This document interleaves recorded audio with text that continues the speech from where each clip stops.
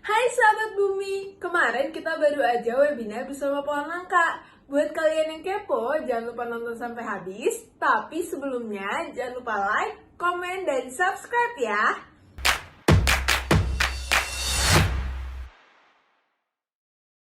Assalamualaikum warahmatullahi wabarakatuh. Waalaikumsalam warahmatullahi wabarakatuh. Salam sejahtera bagi kita semua. Om Swastiastu, Namo Buddhaya, salam kebajikan. Selamat siang teman-teman semuanya. Selamat datang di acara Roadshow Earth Devotion Borneo yang dipersembahkan oleh Untuk Bumi dan berkolaborasi dengan Forum Pohon Langka Indonesia. Kami ucapkan terima kasih kepada partner acara kami, yaitu Society of Renewable Energy ITK, Keluarga Mahasiswa ITK, Forum Langka Indonesia, Juta Cita, Edukasi IDN, Eko Event Indonesia, seputar info dan webinar gratis. Ya, senang sekali perkenalkan saya Ade Nabila Widijatmiko yang akan memandu sebagai MC pada siang hari ini. Sebelumnya saya ingin mengimbau kepada para hadirin yang sudah bergabung di Zoom untuk mengisi absen. Untuk teman-teman yang ada di sini, sebelumnya saya ingin tahu asal dan instansi kalian. Silahkan teman-teman boleh ketik di kolom chat.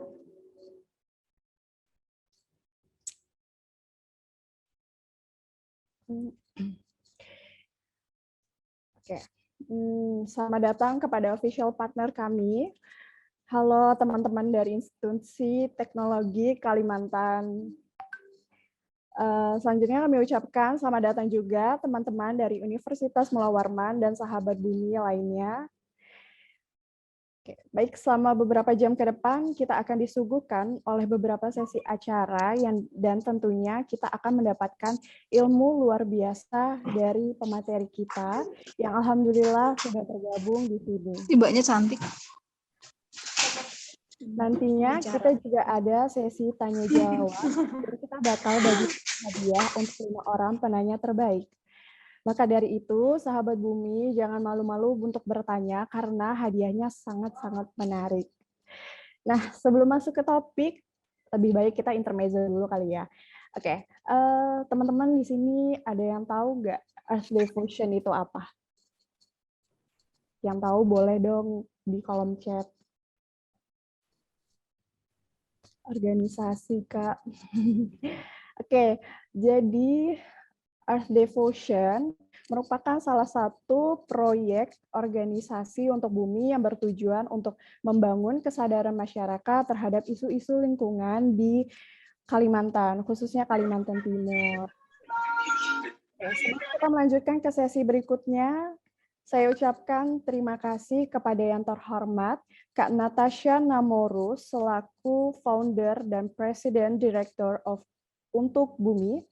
Para narasumber kita yaitu Kak Randi Agusti selaku biotek dari Forum Pohon Langka Indonesia, Kak Zahra Mariam Asri selaku co-founder dan Vice President of Project Management Untuk Bumi, serta Kak Manda Dwi Awantira selaku Project Manager Earth Devotion Project. Terima kasih sekali lagi telah menyempatkan waktunya untuk berpartisipasi dalam acara Roadshow Earth Devotion Project pada hari ini. Baik, para hadirin, kita akan memulai acara webinar hari ini selaku founder dan President Director of Untuk Bumi. Diharapkan kepada seluruh peserta untuk dapat memastikan kamera dalam keadaan on dan memastikan mikrofon dalam keadaan off selama berlangsungnya acara. Untuk Kak Natasha, waktu dan layar kami persilahkan. Baik, terima kasih Kak Ade. Terima kasih semuanya. Halo, selamat siang semuanya. Oke, perkenalkan ya sebelumnya namaku Natasha. Saya adalah founder dan presiden director dari Untuk Bumi. Tapi sebelum kita ngobrol-ngobrol lebih jauh, mungkin di sini aku mau nyapa dulu. Di sini ada Kak Randi. Selamat siang Kak Randi. Dan terima kasih ya Kak sudah menyediakan waktunya, sudah bersedia untuk hadir siang hari ini untuk berbagi sama kita di Untuk Bumi dan teman-teman dari luar Untuk Bumi juga. Oke, kemudian juga ada Kak Zahra. Halo Kak Zahra, selamat siang. Halo, selamat siang semuanya. Ya, Kak Zahra ini adalah pembicara juga ya hari ini, dan Kak Zahra juga adalah co-founder dan VP dari Project Management teman-teman di Untuk Bumi. Jadi terima kasih juga Kak Zahra sudah bersedia ya untuk berbagi ilmu nanti beberapa jam ke depan. Oke, tadi perkenalkan diri sudah. Kemudian sebenarnya hari ini mungkin dari saya nggak gitu banyak, cuman mau memperkenalkan komunitas kami lah Untuk Bumi. Nah, kalau teman-teman tahu, mungkin ada yang belum tahu juga ya, nggak apa-apa. Earth Devotion itu adalah bagian dari Untuk Bumi. Jadi komunitas besar kami itu dinamakan Untuk Bumi, dan kami memiliki saat ini hampir 100 anak muda dari seluruh Indonesia yang bergabung dengan satu misi dan satu visi untuk berbagi edukasi mengenai sustainability dan eco lifestyle gitu, dan anak-anak kami tersebar dari seluruh penjuru Indonesia. Nah, akhirnya beberapa bulan lalu kami bisa membuka cabang di Kalimantan, yaitu Untuk Bumi Kalimantan, Borneo. Nah, proyeknya dari Untuk Bumi Kalimantan itu adalah Earth Devotion, teman-teman. Gitu. Dan ini adalah roadshow pertama ya. Dan kami senang sekali gitu, kita ada di sini hari ini bisa berbagi dan ketemu teman-teman semua. Begitu. Itu sedikit dari Untuk Bumi. Kemudian mungkin apalagi ya, aku mau say thank you lagi lah buat teman-teman semua di sini yang udah hadir ya di siang hari ini, sudah memiliki minat yang tinggi atas event ini. Karena ini adalah event pertama dari Earth Devotion, dan kami harap dari event ini, webinar ini, kita semua bisa sama-sama gitu. Kemudian juga saya mau menyapa nih teman-teman dari Untuk Bumi, Bumi Warriors, Angkatan 2021-2022. Mungkin ada beberapa yang udah hadir di sini.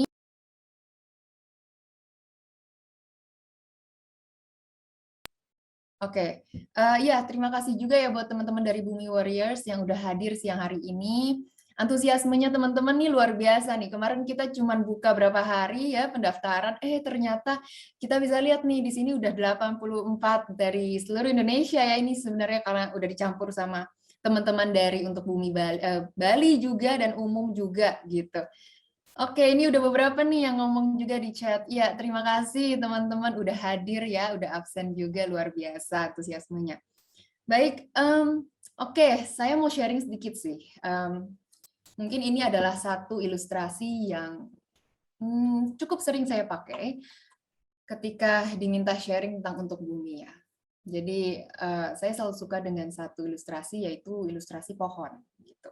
Kenapa pohon? Karena menurut saya pohon itu adalah satu hal yang sangat dekat dengan kehidupan manusia, kehidupan kita sehari-hari ya, dan bisa dikaitkan juga dengan kehidupan manusia begitu. Nah, oke, jadi saya selalu bilang di teman-teman Untuk Bumi, kita ibaratkan mimpi dan cita-cita dan makna dan tujuan kita hidup di bumi ini itu seperti sebuah benih, teman-teman. Nah, benih ini ketika kita tanam di tanah yang subur, kita berikan air, kita berikan pupuk ya. Kemudian lama-lama dia akan tumbuh gitu ya.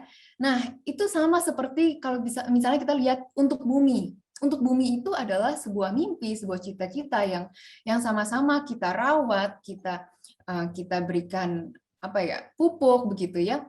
Dan harapannya nanti suatu saat Untuk Bumi ini bisa bertumbuh besar jadi satu pohon yang akhirnya bisa bermanfaat dengan lebih besar lagi impact-nya gitu. Nah, balik lagi, benih ini tadi kita tanam, kita kasih air, kita kasih pupuk, dan dia akhirnya mulai tumbuh. Dan ketika dia tumbuh, singkat cerita dia tiba-tiba kita lihat, oh ternyata sudah menjadi sebuah pohon yang berbuah begitu. Dan buahnya ini bisa jadi bermanfaat untuk orang-orang di sekitarnya. gitu. Nah, ini yang saya lihat ya, di sini seperti contohnya ada Kak Randi, ada Kak Zahra sebagai speaker dari webinar kita kali ini. Senang sekali begitu, Kak Randi dan Kak Zahra bisa berbagi buahnya, berbagi ilmu yang mereka punya untuk kita gitu ya. Dan begitu juga kita mungkin kita di saat ini ada di posisi di mana kitalah yang menerima ilmu tersebut begitu. Dan itu adalah satu proses di mana kita memberikan pupuk, kita memberikan air, kita memberikan ilmu gitu ya ke benih kita. Jadi itu teman-teman. Kalau misalnya mungkin satu pesan dari saya ya, ketika nanti pohon kita sudah tumbuh besar, itulah berarti saatnya kita berbagi ke teman-teman, berbagi ilmu mungkin ya, berbagi ilmu, berbagi apa yang bisa kita sharingkan begitu ke komunitas-komunitas lain di luar sana, ke orang-orang di sekitar kita gitu. Itu juga adalah mimpi dari Untuk Bumi, dan oleh karena itu kita membuat webinar ini gitu, roadshow ini, Art Devotion, karena kita ingin apa yang kita miliki sekarang kita bisa bagikan dengan teman-teman dari seluruh Indonesia dengan jangkauan yang lebih besar dari apa yang kita punya sebelumnya. Begitu. Jadi saya harap dari webinar siang ini teman-teman bisa belajar banyak dari Kak Randi dan Kak Zahra. Dan ya, terima kasih sekali lagi sedalam-dalamnya dari hati saya yang sedalam-dalamnya atas kesediaannya Kak Randi dan Kak Zahra. Semoga acaranya lancar dan teman-teman semua juga bisa belajar sesuatu hal yang baru. Gitu. Mungkin dari saya cukup, itu aja. Saya balikan ke MC ya, Kak Ade. Terima kasih semuanya. Selamat siang.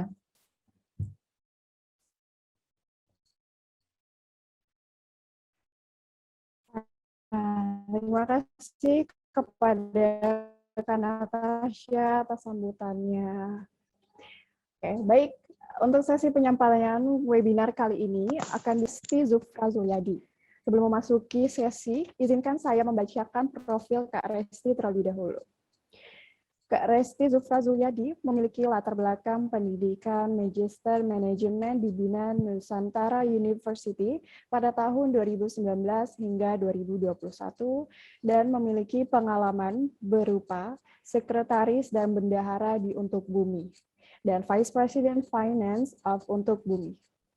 Kepada Kak Resti Zufra Zulyadi, waktu dan layar kami persilakan. Oke, terima kasih kepada MC. Selamat siang para hadirin. Assalamualaikum warahmatullahi wabarakatuh.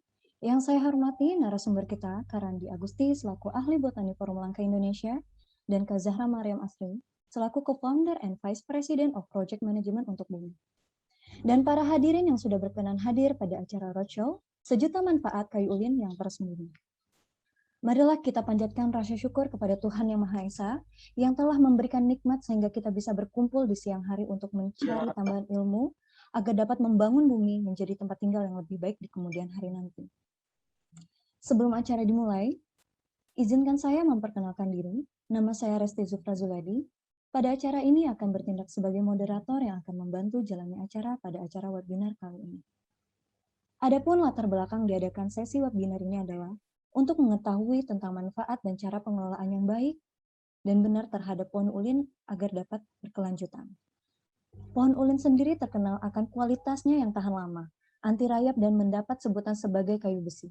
Karena itu, pohon khas Kalimantan ini memiliki permintaan yang cukup tinggi di pasar, sehingga keberadaan semakin sedikit dan termasuk ke dalam pohon langka. Hal ini disebabkan karena pohon ulin memang tergolong tanaman yang pertumbuhannya sangat lambat dibandingkan dengan rata-rata pohon lainnya. Dengan kondisi permintaan pasar yang semakin tinggi dan minimnya pengetahuan perihal cara pengelolaan produksi perkayuan, sehingga di sini Art Devotion berkolaborasi dengan Forum Langka Indonesia untuk meningkatkan kesadaran dan memberi edukasi mengenai pohon langka. Baiklah, para hadirin peserta webinar, langsung saja kita memasuki acara selanjutnya yang merupakan acara inti yang paling kita tunggu, yaitu penyampaian materi dan diskusi dengan narasumber. Setelah pemaparan materi dari beberapa narasumber dan melakukan perbincangan, nanti akan dibuka sesi tanya-jawab dengan para narasumber. Bagi yang ingin bertanya, diperkenankan untuk menyampaikan di kolom komentar, dan pada pertanyaan itu akan dibacakan pada sesi tanya-jawab. Dan acara webinar ini akan mengundang narasumber-narasumber yang kredibel yang membahas dan membantu kita mengumpas tuntas tentang pohon ulin. Baiklah hadirin, sebelum berbincang-bincang dengan pembicara pertama, saya akan membacakan profil perusahaan serta profil dari Karandi Agusti terlebih dahulu. Untuk profil perusahaan, Forum Langka Indonesia adalah lembaga berbentuk perkumpulan dengan sifat keanggotaan terbuka dan partisipatif yang telah resmi secara hukum pada tahun 2017, yang berfokus pada pelestarian pohon langka dan terancam punah yang ada di Indonesia. Selanjutnya saya akan membacakan profil dari Karandi. Karandi Agusti memiliki latar belakang pendidikan Master of Science Conservation of Tropical Biodiversity di Institut Pertanian Bogor pada tahun 2015 hingga 2017. Dan memiliki 2 latar belakang pengalaman terakhir, yaitu Botany Researchers di NUS Environment Research Institute pada tahun 2020 hingga kini, dan memiliki pengalaman sebagai Indonesia Plant Community Project Leader pada tahun 2020 hingga kini. Oke, pada kesempatan kali ini, kita akan berdiskusi dengan Kak Randi. Langsung saja kita berbicara kepada narasumber kita, Kak Randi, selaku ahli botani pohon langka Indonesia. Oke, Kak Randi. Halo, Kak Randi. Ya, halo Mbak Resti. Apa kabar, Kak? Ya, alhamdulillah sehat. Alhamdulillah sehat. Gimana persiapan untuk materi hari ini? Udah oke kan, Kak? Alhamdulillah udah oke. Udah nggak sabar kan untuk menyampaikan materi?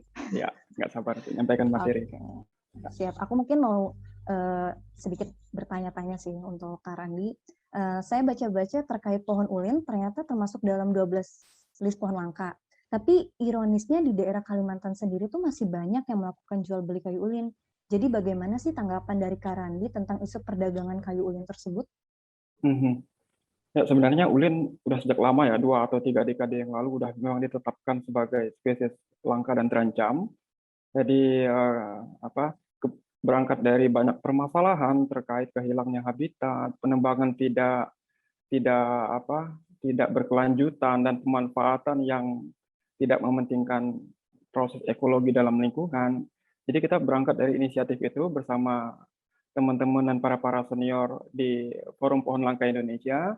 Kita coba menetapkan atau membuat sesuatu yang bisa diacu sebagai scientific base untuk beberapa spesies pohon yang benar-benar terancam dan langka di seluruh Indonesia. Jadi prosesnya nggak instan. Kita sekitar 4 tahun mensortir dari ribuan spesies di seluruh Indonesia, mensortir menjadi hanya 12. Jadi selama 44 tahun itu kita banyak diskusi dengan para ahli, mengumpulkan sumber data dan segala macam. Setelah 4 tahun itu terpilihlah akhirnya disepakati dengan semua teknisi, semua para ahli, dan semua praktisi bahwa kita menetapkan menjadi 12 pohon langka saja. Dan di Kalimantan kebetulan ada 6 dari 12 diantaranya, dan salah satunya ulin nih. Nah, ulin permasalahannya ya sebenarnya basic itu, karena pemanenan sebenarnya. Pemanenan yang tidak mementingkan keberlanjutan untuk ketersediaan bahan baku untuk anak cucu selanjutnya kan ya. Karena pohon ini proses tumbuhnya lama banget, jadi setahun itu diameternya hanya bertambah sekitar 3 cm per tahun gitu, diameternya gitu. Jadi untuk mencapai diameter yang ditebang orang pada umumnya itu sekitar 50 atau 60 cm diameternya pohon itu sekitar lebih dari 150 tahun. Nah, ketika penebangan ini banyak terus dan tidak terkendali, sedangkan penanaman atau penggantian pohon-pohon ulin yang sudah ditebang di alam, walaupun udah banyak dilakukan, tapi tetap aja riak tumbuhnya nggak bisa ngejar, nggak berimbang nih antara pemanenan dan penanaman, dan kerusakan lingkungan, dan hilangnya habitat, dan segala macam itu. Sehingga bahkan IUCN, dari tahun 98, IUCN Red List sudah menetapkan nih ulin sebagai status pohon dengan masuk dalam status keterancaman gitu, dari semenjak tahun 98 hingga sekarang gitu. Jadi begitu kira-kira. Menarik sekali ya, kayak ternyata banyak banget hal-hal yang kita tidak tahu nih tentang kayu ulin itu sendiri. Oke, terima kasih untuk jawabannya dari pertanyaan saya tadi, Kak. Oke, para hadirin, ternyata masih banyak hal yang belum kita ketahui mengenai pohon ulin. Nah, langsung saja kami persilakan Kak Randi untuk membawakan materi tentang sejuta manfaat kayu ulin yang tersembunyi. Kepada Kak Randi, waktu dan layar kami persilahkan.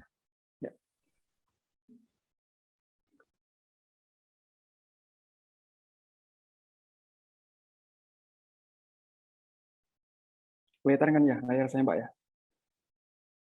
Silakan, Kak. Ya. Oke, terima kasih atas kesempatan dan waktunya. Sebelumnya saya mengucapkan terima kasih kepada Earth Devotion sudah memberikan kesempatan bagi saya secara pribadi dan bagi kami untuk Forum Pohon Langka untuk menyampaikan sedikit tentang pengalaman dan cerita-cerita mengenai khususnya pohon ulin ini.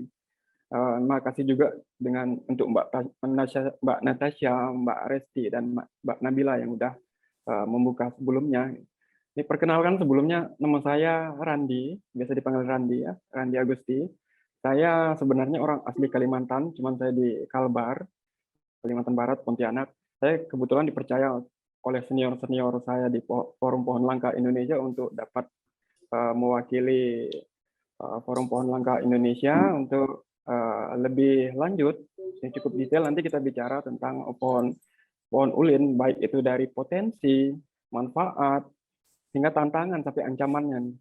Ini ya kita cukup dalam mengupas ini. Nanti silahkan ketika ada pertanyaan, tidak masalah, tanyakan aja, kita coba diskusiin. Oke, saya mulai ya. Ya, ini sedikit penjelasan singkat sekilas tentang pohon ulin. Pohon ulin ini udah ditetapkan, ini namanya perdagangan, nama perdagangannya pohon ulin, pohon ulin atau kayu ulin gitu. Yang dalam bahasa lokal di Kalimantan atau di Sumatera namanya, ada yang bilang belian, ada yang bilang bulian, ada juga yang bilang kayu besi, atau dalam istilah saintifik dibilang Eusideroxylon zoageri gitu. Atau dalam bahasa perdagangan internasional dibilang Bornean ironwood karena kayunya terkenal keras sekali seperti besi. Ulin ini sebenarnya dari familinya famili Lauraceae atau suku Lauraceae atau suku mendang-mendangan. Di mana yang paling populer, suku ini yang kerabat paling populer dari ulin adalah medang dan alpukat. Jadi alpukat sama ulin itu masih satu kerabat, masih satu suku atau satu famili dalam istilah klasifikasi botani. Ya, ulin ini merupakan pohon asli Indonesia yang di Indonesia cuma terdapat di Kalimantan dan sebagian di Sumatera. Sumatera khususnya ada di Jambi dan Sumsel gitu. Kalau di Kalimantan tersebar seluruh Kalimantan, seluruh Borneo, bahkan Sarawak, Sabah dan Brunei juga ada. Gitu. Jadi ya ini cukup terbatas penyebarannya hanya di 2 pulau ini di Indonesia. Nah, di Sumatera dan Kalimantan, ulin ini tersebar secara berkelompok, jadi nggak merata persebarannya. Tapi mampu membentuk komposisi dominan. Gitu. Ya, memang diakui dari banyak riset, dari banyak penelitian, Kalimantan Timur itu punya ulin paling banyak. Ya, bahkan di Taman Nasional Kutai itu ada istilah hamparan formasi dari pohon ulin. Jadi ketika masuk di satu hutan di Taman Nasional Kutai di Kaltim, banyak sekali spot-spot hutan yang memang didominasi oleh ulin, sehingga ada istilah bisa dibilang ini hutan ulin. Jadi ketika masuk ulin semuanya gitu. Ya nggak semuanya sih, campuran, tapi memang dominasinya rata-rata itu memang banyak sekali ulin di sana. Dan ulin ini biasanya tumbuh memang di dataran rendah gitu, sampai ketinggian 600 mdpl. Tapi juga bisa ditemukan di perkampungan, juga ditanam di hutan-hutan adat, di hutan sekunder juga sebagai tegakan tertinggal yang memang tersisa itu tidak ditebang. Tapi memang pada umumnya ulin ini tumbuhnya di hutan-hutan yang strukturnya masih bagus. Nah, Kalimantan Timur ini menarik gitu. Jadi sekitar penelitian tahun 2016 ya, cukup detail di seluruh Kalimantan, bahkan di Sumatera. Kaltim ini menduduki 1 sampai 6 gitu. Jadi ada 6 lokasi dari 7 besar yang populasi ulinnya paling banyak. 1 sampai 6-nya ini ada di Kaltim semua. Gitu. Bahkan di Sangkima ini ditemukan ulin dengan diameter terbesar ya, udah ditetapkan ini ulin sebagai ulin yang terbesar yang masih tumbuh hingga sekarang ya. Nah, diameternya ini sekitar 2 meteran ya diameternya. Bayangkan berapa lama dia tumbuhnya gitu. Tapi ulin ini dia pohonnya sebenarnya nggak tinggi-tinggi amat gitu, nggak tinggi-tinggi amat kayak pohon-pohon sorea, meranti atau dipterocarp di hutan tropis gitu. Tingginya sekitar 30 meter, ketika hutan biasanya bisa mencapai 40-50 meter struktur hutan. Ulin sedikit di bawahnya. Nah, tapi yang menarik adalah diameternya ini yang bisa mencapai 3 meter, ya hampir 3 meter yang di Sangkima di Kalimantan Timur. Ya, kita bicara sedikit tentang keunggulannya, sebenarnya bukan rahasia lagi. Semua tahu ulin ini keunggulannya apa. Gitu. Keunggulannya adalah di kayu. Jadi kayunya ini sangat kuat sekali, bahkan kelas kuatnya tergolong dalam kelas kuat 1 dan keawetannya juga kelas awet 1. Ketika kita bicara bahan baku kayu lain seperti jati, sengon, jabon, ini nggak ada tandingannya sama ulin gitu. Bahkan jati aja kelas kuatnya kelas kuat 2 ya, kelas awetnya juga kelas awet 2. Gitu. Tapi ulin punya kelas kuat 1 dan kelas awet 1. Banyak kayu-kayu yang keras kadang, tapi kelas awetnya rendah seperti akasia. Akasia itu ketika sudah dewasa, kelas kuat kayunya adalah kelas kuat 1, tapi kelas awetnya ternyata kelas awet 5, sehingga dia kuat tapi tidak awet. Nah, kalau ulin dua-duanya nih, itu yang buat kemenangannya. Lalu setelah ditebang, bahkan ulin ini mampu bertunas dengan baik. Teman-teman bisa lihat gambar di pojok kanan atas, ulin setelah ditebang, asal tunggulnya aja masih kesisa. Makanya orang-orang zaman dulu, orang-orang lokal Kalimantan atau Sumatera, ketika menebang ulin, dia nggak habisin, gitu. Nggak habisin sampai pangkal pohon. Dia sisakan sekitar 1,5 meter dari permukaan tanah biar ulin ini bisa tumbuh lagi. Tapi syaratnya ada, ini pohon yang udah besar. Ketika pohonnya masih kecil ditebang ya udah rata-rata hampir kemungkinan dia nggak bisa tumbuh lagi. Ketika pohon ini udah besar ditebang dan tunggulnya masih tersisa sekitar 1,5 meter, ya biasanya dia bisa tumbuh lagi dan bisa besar lagi kayak sebelumnya gitu, asal dirawat dan tidak ditebang lagi. Lalu ulin ini mempunyai umur yang sangat panjang, mencapai ratusan tahun, karena pertumbuhan yang lambat. Inilah yang menyebabkan salah satu faktor kekuatan ulin, karena pertumbuhannya sangat lambat. Logikanya ketika suatu pohon tumbuh dengan cepat, biasanya kayunya ini memiliki kualitas yang kurang baik, kurang keras, kurang awet juga.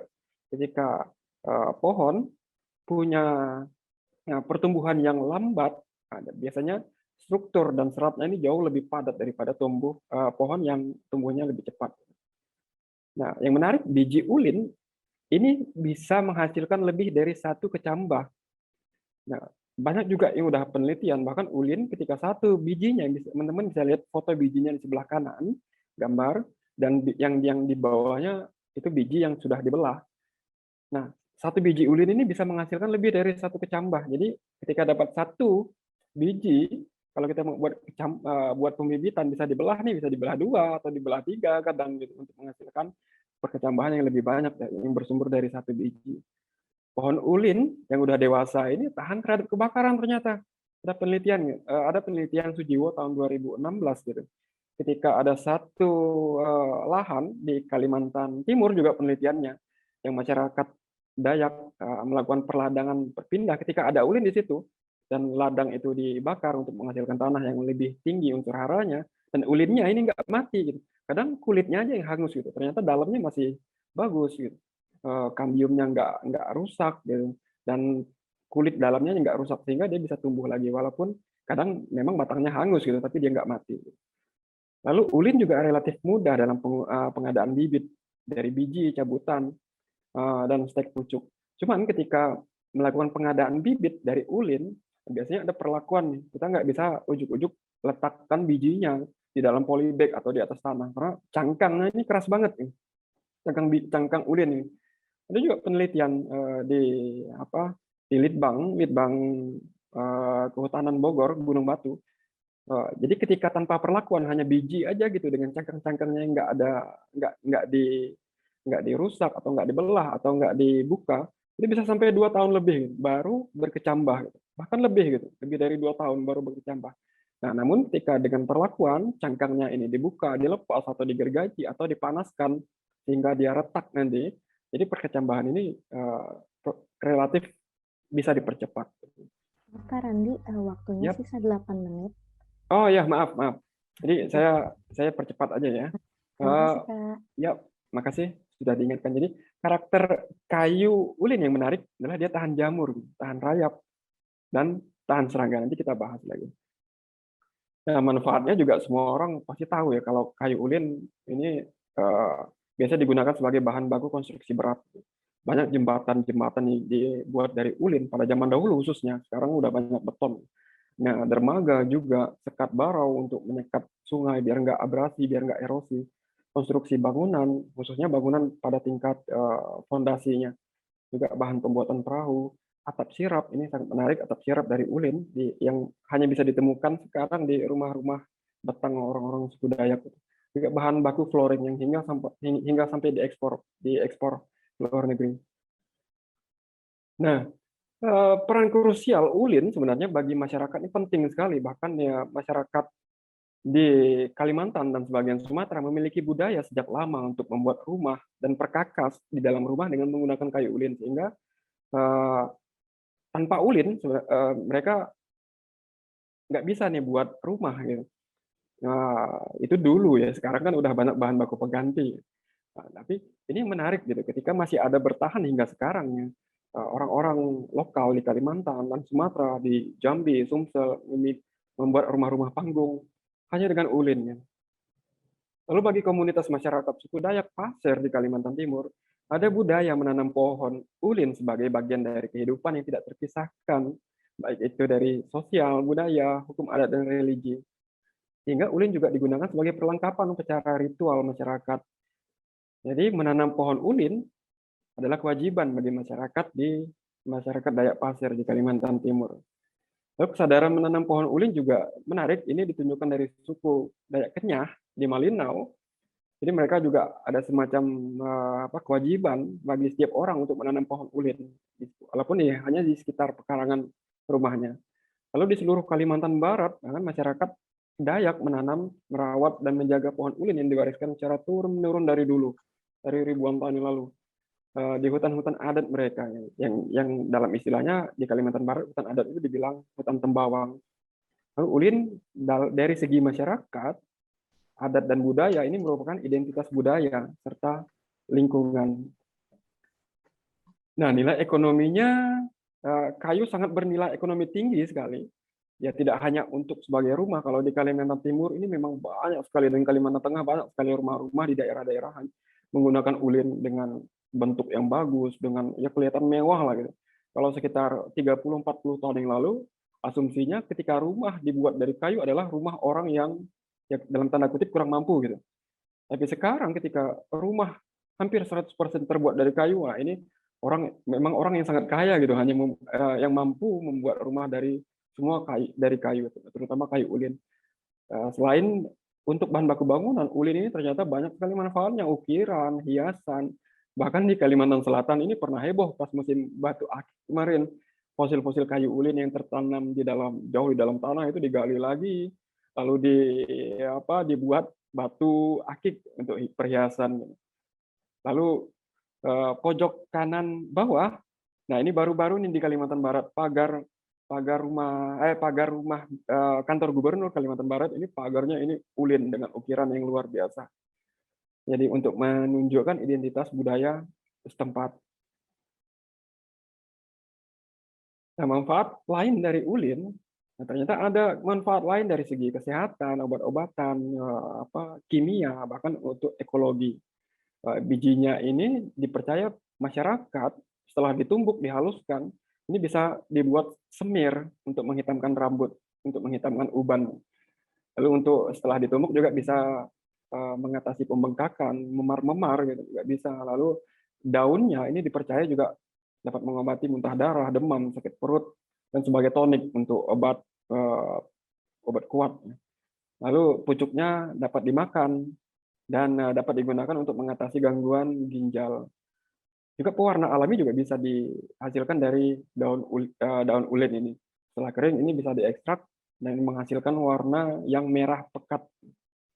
Lalu dari segi biokimia, ternyata ini yang buat kayu ulin sangat awet. Jadi kayu ulin punya kandungan UC-derin 1 Eusiderin diambil dari nama genus ulin, Eusideroxylon, dan di bahan kimia ini yang digunakan sebagai bahan baku untuk biofungisida yang sangat bagus gitu, untuk anti rayap, anti serangga, dan anti pelapukan. Lalu ulin sendiri juga banyak kandungan-kandungan biokimia aktifnya. Nah, salah satunya alkaloid, di antaranya flavonoid, tripenoid, tannin, dan saponin yang berpotensi sebagai antibakteri dan antivirus. Lalu dari segi ekologi ternyata ulin ini ternyata adalah salah satu pohon favorit bagi orang hutan membuat sarang. Mereka juga makan pucuknya juga karena tekstur, struktur percabangan dan kekuatan dari dahan-dahan ranting-ranting ulin ini yang kokoh.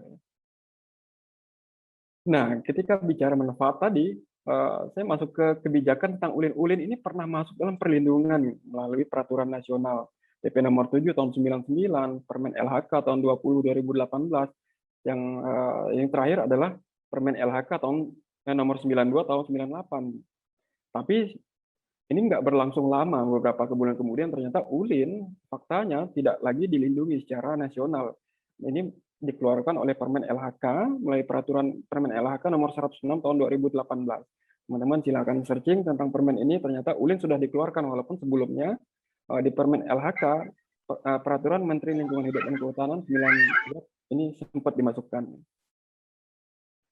Nah, beberapa status lain mengenai ulin sendiri, ulin tadi saya coba sudah bahas di awal sekali, ulin semenjak tahun 98 ini sudah ditetapkan sebagai spesies pohon yang terancam dengan status vulnerable atau rentan terhadap kepunahan dengan pemanenan dan penanaman dan perlindungan yang tidak seimbang.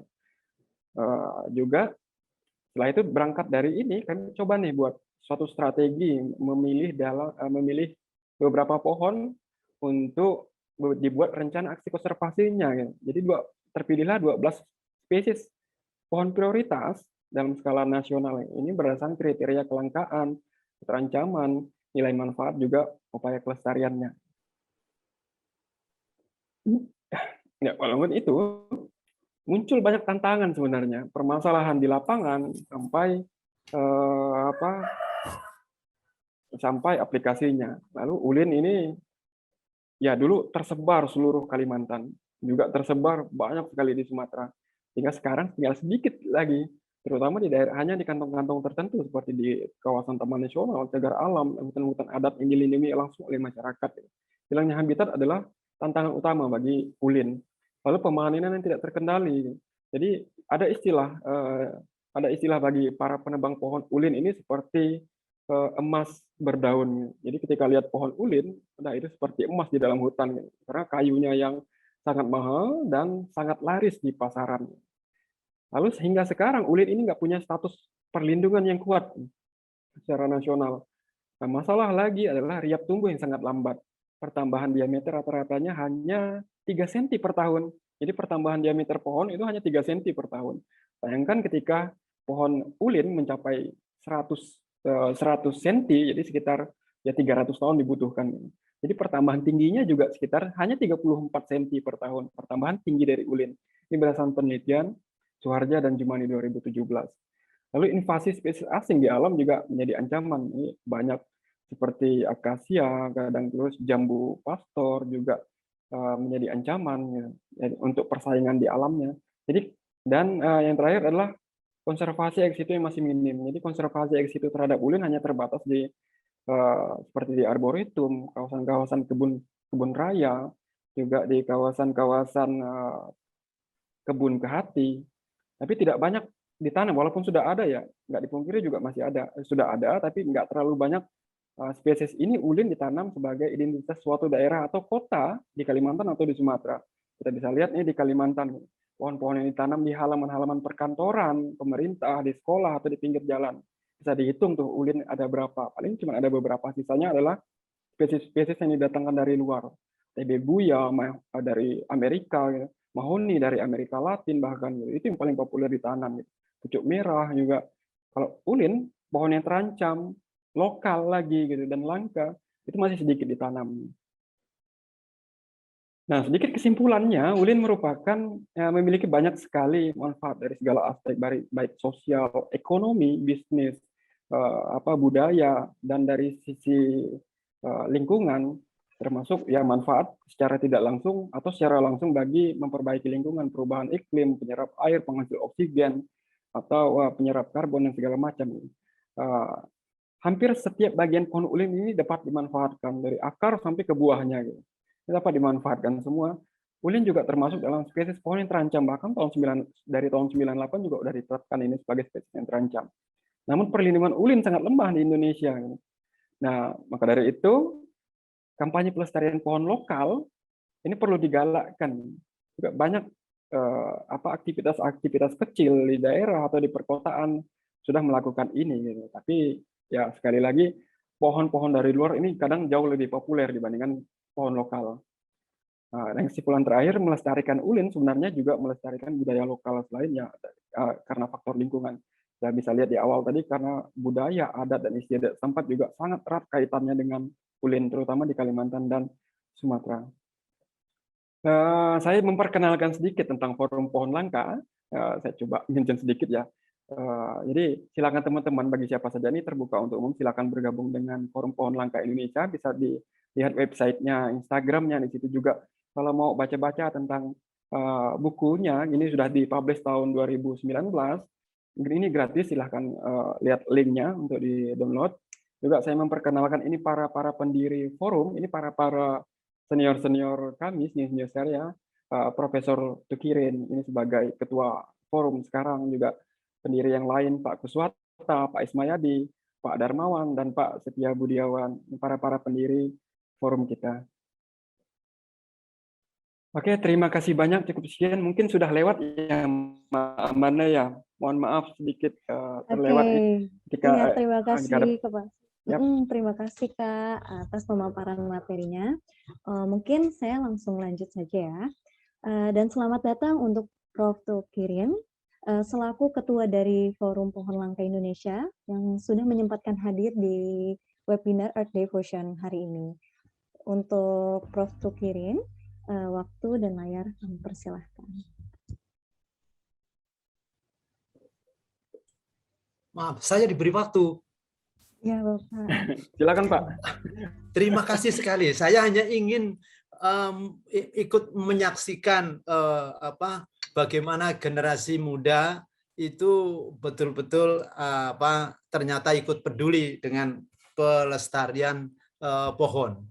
Dan saya pada kesempatan ini mengucapkan terima kasih dan sangat bangga terutama kepada Mas Randi yang telah bersama-sama atau telah peduli mengkampanyekan atau mensosialisasikan betapa pentingnya menyelamatkan pohon langka asli Indonesia. Ini yang saya sebenarnya selalu ingin tekankan kepada generasi muda, karena kalau tidak kita yang peduli, orang lain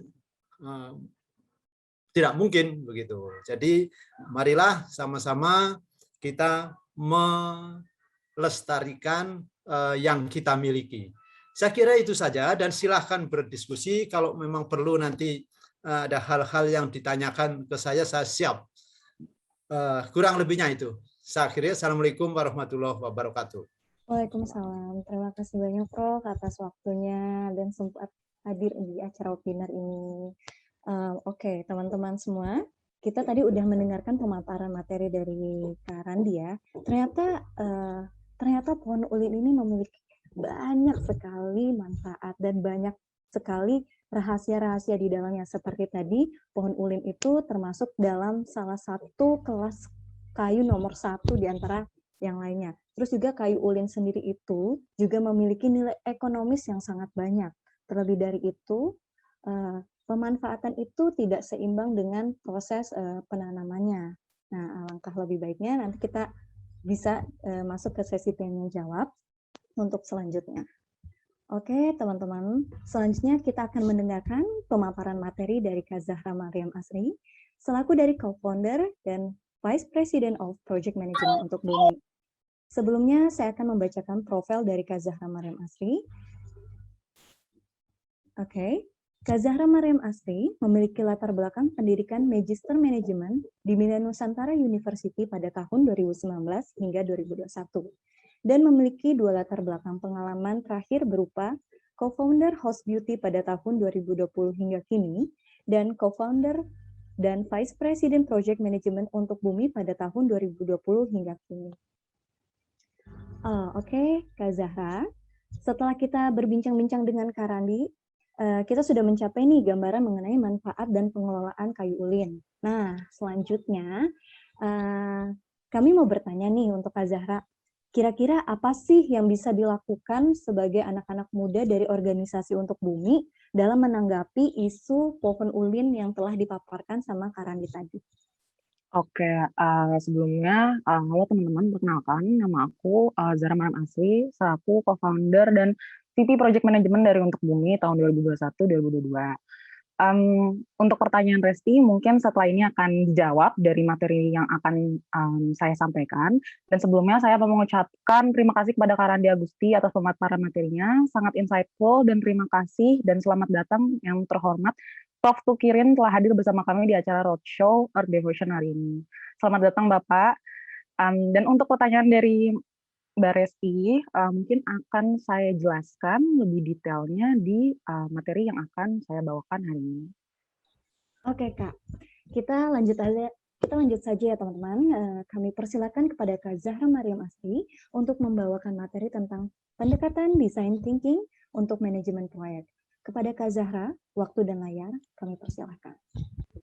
Halo semua teman-teman, perkenalkan lagi aku Zahra Mariam Asri, tapi biasanya dipanggil Zee. Jadi hari ini aku akan menjelaskan pendekatan design thinking untuk manajemen proyek. Nah, mungkin yang di sini yang anak-anak teknik industri atau misalkan anak manajemen pasti udah tahu ya, kayak ada yang namanya metode design thinking. Nah, orang-orang mungkin pada taunya, oh ini bisa nih untuk membuat suatu bisnis atau inovasi bisnis. Nah, tapi untuk metode design thinking ini itu tidak luput bisa kita terapkan ke dalam manajemen proyek gitu. Nah, kita harus melihat dari gambaran yang lebih besar hingga mengkerucut sampai mikro, dari makro ke mikro. Nah, jadi kita lihat dulu nih di Borneo itu environmental issue-nya ada apa aja ya gitu. Nah, kita udah pasti udah tahu ya dengar oh iya banyak banget illegal logging, terus mining dan untuk pengurangan wilayah-wilayah untuk perkembangan flora dan fauna gitu. Karena hutan-hutan di sana sudah terfragmentasi. Nah, deforestation itu udah jadi isu yang lengket banget nih, terutama di wilayah Borneo. Nah, boleh dilanjut? Nah, ini untuk metode design thinking yang sempat saya jabarkan tadi. Jadi design thinking ini bisa kita terapkan untuk manajemen proyek dan untuk anak muda nih, apalagi yang tinggalnya nggak di Kalimantan. Ini kan anak-anak mudanya juga base-nya dari Kalimantan dan ada yang dari luar Kalimantan ya, seluruh Indonesia. Jadi apa sih yang bisa kita lakukan dan apakah ini relate sama yang kita alami sekarang gitu? Dan bagaimana saya bisa menanggulangi suatu masalah nih, misalkan kalian pengen banget nih ngebuat suatu aksi yang nyata gitu. Nah, kalian bisa banget menerapkan dengan metode design thinking ini, yang dimana kita itu bisa dimulai dari empathize, terus kita ngedefine dan kita membuat suatu ide, lalu kita membuat prototype sekiranya apa nih yang paling tepat dan kita testing lagi. Nah, tapi ini bukan linear ya, bukan linear yang dimana habis empathize, define, ideate, prototype, test. Ini semuanya prosesnya berulang-ulang. Jika prototype gagal, kita bisa mendefine lagi, ideate lagi. Terus kalau kita habis tes terus gagal, itu kita ulang lagi.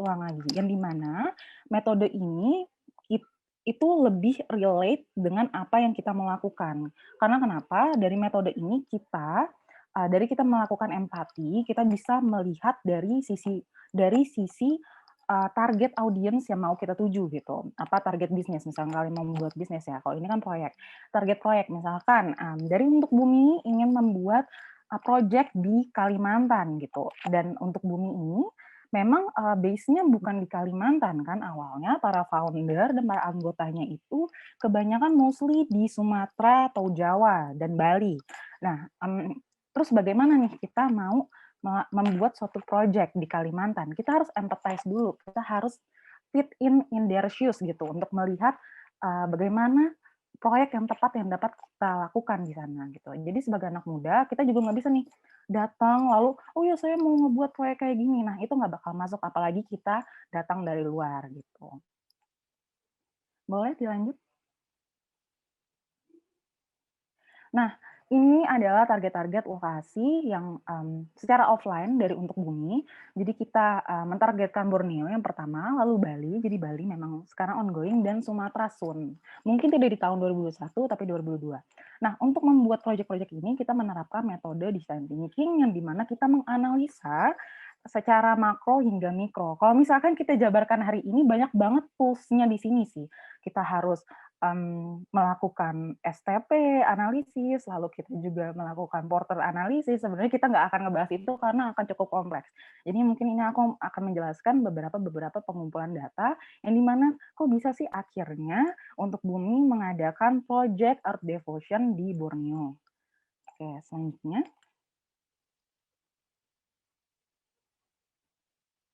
Nah, untuk Earth Devotion ini yang di Borneo, kita nggak langsung, oh ya kita datang atau kita nyari tahu nih, terus langsung, oh ya ini proyek yang tepat. Enggak, kita harus melakukan primary research dan secondary research. Karena kalau misalnya kita memaksakan nih, apalagi biasanya environmentalist itu orang-orang yang uptight banget ya, yang uptight yang langsung menyerang suatu orang yang berkepentingan. Di situ akan sulit banget nih kita mau menggayat atau menggedekan masa kita gitu. Karena ini akan bersangkut paut dengan konflik of interest dari local community yang terdapat di Borneo, apalagi kita dari luar gitu.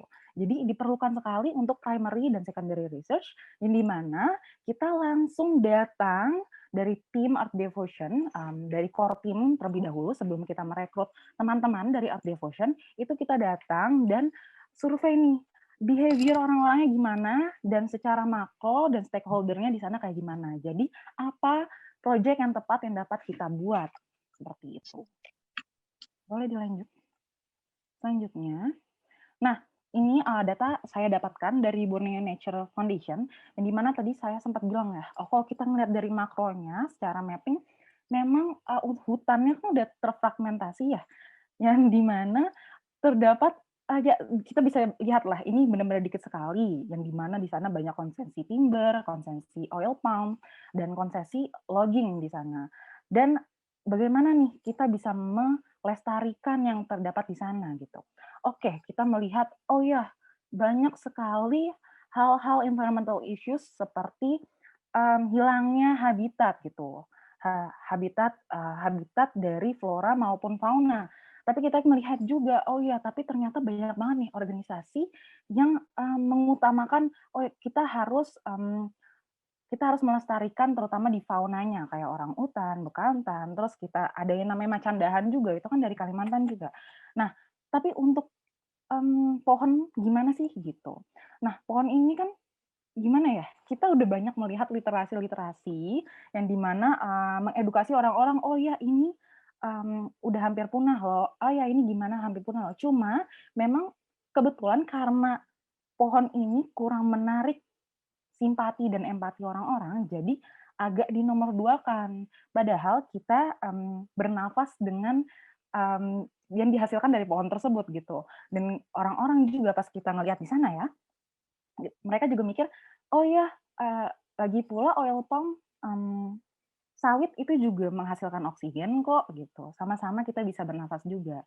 Tapi yang telah dipaparkan materinya oleh Saudara Randi dan Prof. Tukirin tadi, ternyata orang-orang ini belum ada nih yang ngerasa urgensinya di pohon langka yang asli Indonesia. Dan itu akhirnya, oh ya ini bisa change kita untuk mengedukasi orang-orang di sini. Dan pentingnya kalau pohon langka itu dilestarikan juga. Selanjutnya.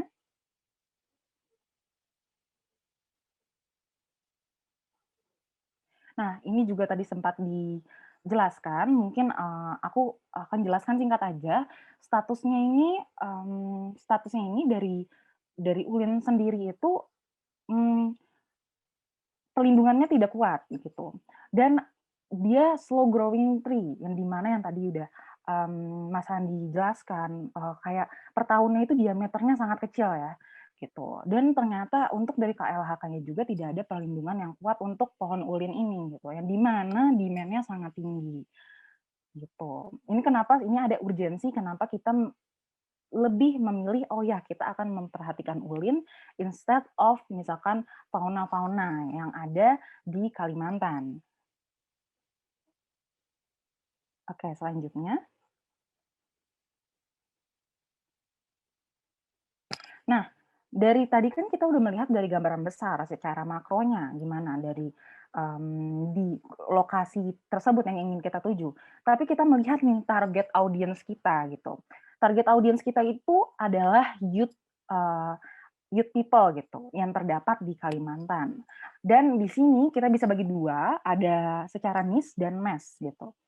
Nah, yang niche itu rata-rata adalah aktivis yang memang biasanya uptight banget nih melawan pemerintah, melawan orang-orang yang berkepentingan di Kalimantan yang dapat merusak lingkungan. Dan orang-orang yang misalkan aktivis juga tuh sebenarnya nggak uptight semua sih. Ada juga yang kayak, oh ya rajin untuk mengikuti organisasi-organisasi yang berbau mengkampanyekan alam gitu, yang dimana kita nggak usah capek-capek nge-reach, mereka udah reach kita duluan gitu untuk bergabung. Nah, dan ada mass-nya juga, anak muda yang mass secara publik gitu. Nah, mass publik ini adalah misalkan anak-anak muda yang memang oh ya mengikuti aja lah yang ada di hidupnya gitu. Jadi interest-nya tidak ke sini. Nah, belum lagi saat kita melihat behavior dari di Kalimantan Timur sendiri, mungkin bisa kita cukup tahu yang di mana turun-temurun keluarganya itu memang rata-rata memang orang-orang dari tambang, orang-orang dari tambang, lalu juga pasti ada yang memiliki sawit ataupun bekerja di perusahaan sawit, dan di mana untuk secara mass ini sense of urgensinya tidak bisa terbentuk gitu, karena memang sudah habit dan sudah menjadi budaya di suatu tempat tersebut. Jadi akan sangat susah karena memang ibaratnya ya ini udah jadi turun-temurun dan memang rantainya sulit sekali terlepas karena ini berhubungan dengan penghasilan dari suatu wilayah seperti itu. Jadi kalau misalkan kita mau menargetkan kedua hal ini, mungkin secara niche kita bisa, tapi niche ini tidak akan berimpak lebih besar. Nah, selanjutnya mungkin target kita secara mass itu bagaimana nih caranya kita ingin reach mereka. Nah, kita tidak bisa tuh dengan yang kayak, oh ya jeleknya gini, gini, gini. Itu tidak bisa. Karena memang sulit sekali untuk merubah perilaku dari suatu daerah yang memang kurva pembelajarannya belum hingga situ gitu. Kalau misalkan di Jawa dan Bali mungkin karena memang tidak merasakan nih hutan-hutan yang terfragmentasi, lalu memang rata-rata juga bukan orang-orang industri situ, itu masih bisa dibentuk. Dan masalah environmental issue-nya juga beda, biasanya lebih ke over consumerism gitu. Nah, itu lebih bisa kita kasih tahu, oh ya ini jeleknya, bagusnya seperti ini. Tapi untuk memang yang budayanya sudah terbentuk, itu kita akan sulit sekali untuk melakukan edukasi yang langsung menyalahkan gitu, karena berpengaruh besar untuk menimbulkan konflik of interest di daerah tersebut gitu. Selanjutnya.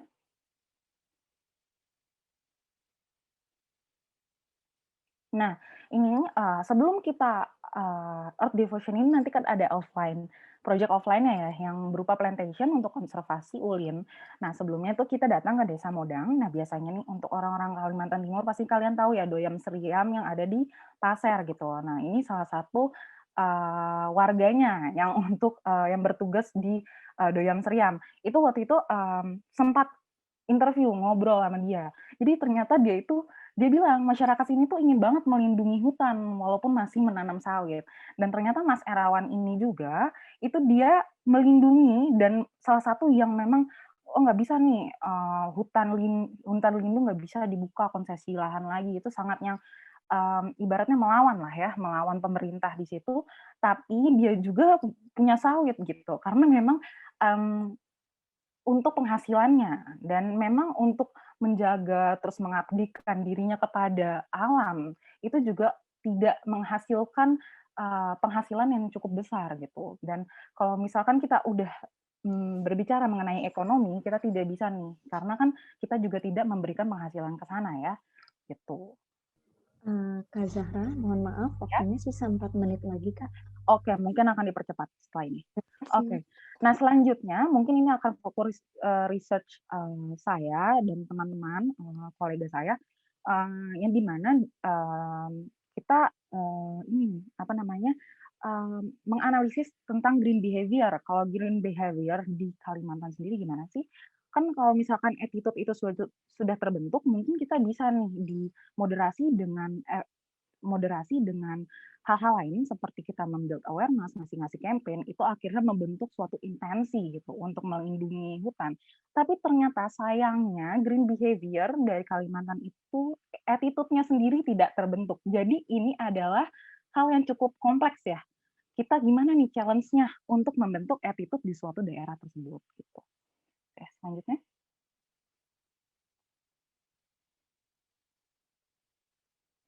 Nah, dari data-data yang kita sudah terima, yang kita buat dan kita cari secara primary maupun secondary, kita bisa masukin ke project canvas. Kalau misalkan secara bisnis kita ada yang namanya business canvas ya. Tapi ini ada juga project canvas yang dimana di sana ada 10 key elements gitu. Nah, dari sini mungkin ini aku nggak bakal masukin satu-satu untuk key elements dari project Earth Devotion sendiri, tapi sekiranya kita harus melihat nih usernya siapa gitu.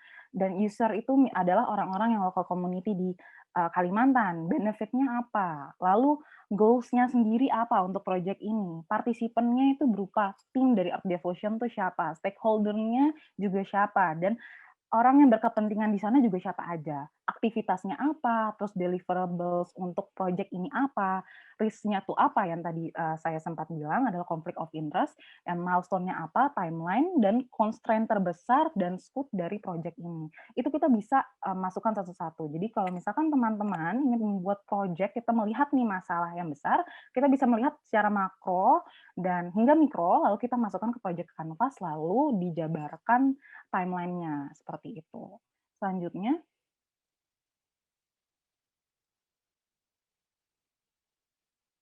Nah, maka dari itu akhirnya kita dari project canvas yang sudah dijabarkan dari data-data yang sudah kita kumpulkan, akhirnya kita menganalisa bahwa sepertinya prototipe yang paling tepat untuk project ini adalah community expansion gitu. Yang dimana kalau misalkan Jawa, Bali, itu mungkin gampang banget nih kita open recruitment, lalu kita bisa langsung menggait banyak orang karena interest-nya udah terbentuk nih, attitude mereka terbentuk hingga intensinya aja untuk mereka bergabung gitu. Tapi kalau misalkan dari Kalimantan sendiri itu adalah tantangan yang terbesar karena memang interest-nya belum ke situ, attitude mengenai lingkungan itu belum ke situ gitu. Yang dimana akhirnya oh ya mungkin kita tidak bisa nih langsung ujuk-ujuk datang langsung konservasi, langsung campaign tentang, "Oh ya Ulin tuh gini gini gini," itu tidak bisa.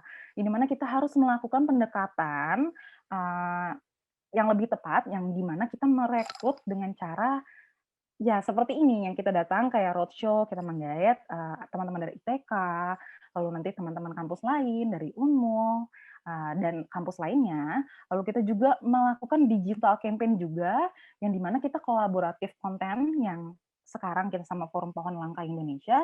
Karena kenapa? Karena kalau misalkan kita bekerja tidak sendiri dan kita kolaboratif, itu akan mendapatkan audiens yang lebih besar dan lebih dipandang kredibel. Lalu kita juga melakukan roadshow untuk menyapa teman-teman gitu. Nah, selanjutnya baru kita masuk nanti ke Ulin Conservation, yang dimana di sana kita dapat belajar bersama, yang dimana benefitnya untuk mendinginkan bumi ini itu kita bisa rasakan bersama-sama dan kita dapat berkoneksi dengan local community di sana gitu. Oke, selanjutnya. Nah, ini slide yang terakhir. Jadi apa nih yang dapat kita lakukan gitu. Nah, yang pertama adalah untuk attitude yang belum terbentuk, dan ini adalah goals kita untuk membentuk attitude terutama di Kalimantan Timur adalah kita melakukan edukasi gitu ke local community yang terdapat di sana. Nah, lalu kita berkolaborasi karena kita sadar kita tidak bisa berdiri sendiri, apalagi kita adalah organisasi yang cukup baru. Lalu kita juga membiarkan local community untuk utilize dari hasil yang akan kita tanam gitu. Karena kan di Kalimantan itu kan monoculture yang dimana mereka tuh merasa daripada agriculture tuh lebih menguntungkan monoculture gitu, duitnya juga cepat gitu.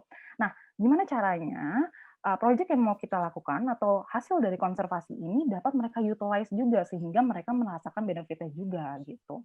Karena untuk mendapatkan approval dari local community kita juga harus memberikan benefit untuk mereka. Seperti itu. Mungkin sekian dari pemaparan materi dari saya hari ini.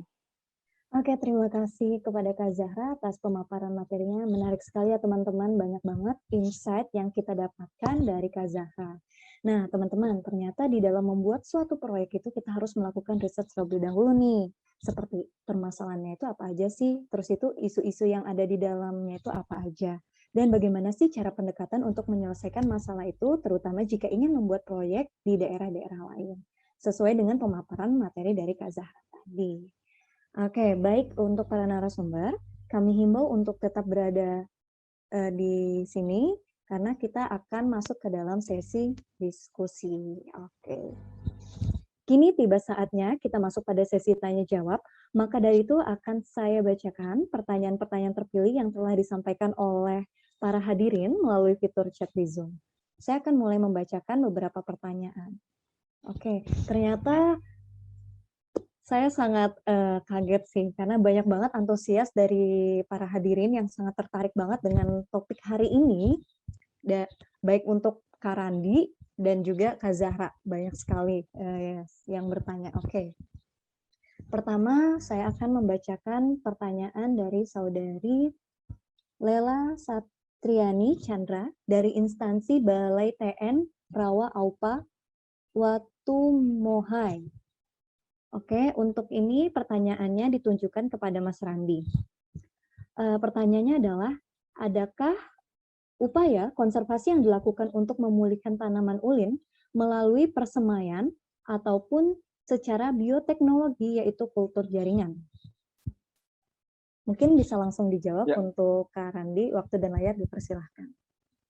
Ya, makasih pertanyaannya. Jadi untuk melakukan perbanyakan bibit atau pengadaan bibit terhadap ulin ini sebenarnya banyak sekali caranya gitu. Jangan yang paling tradisional sekali kan dengan biji ya.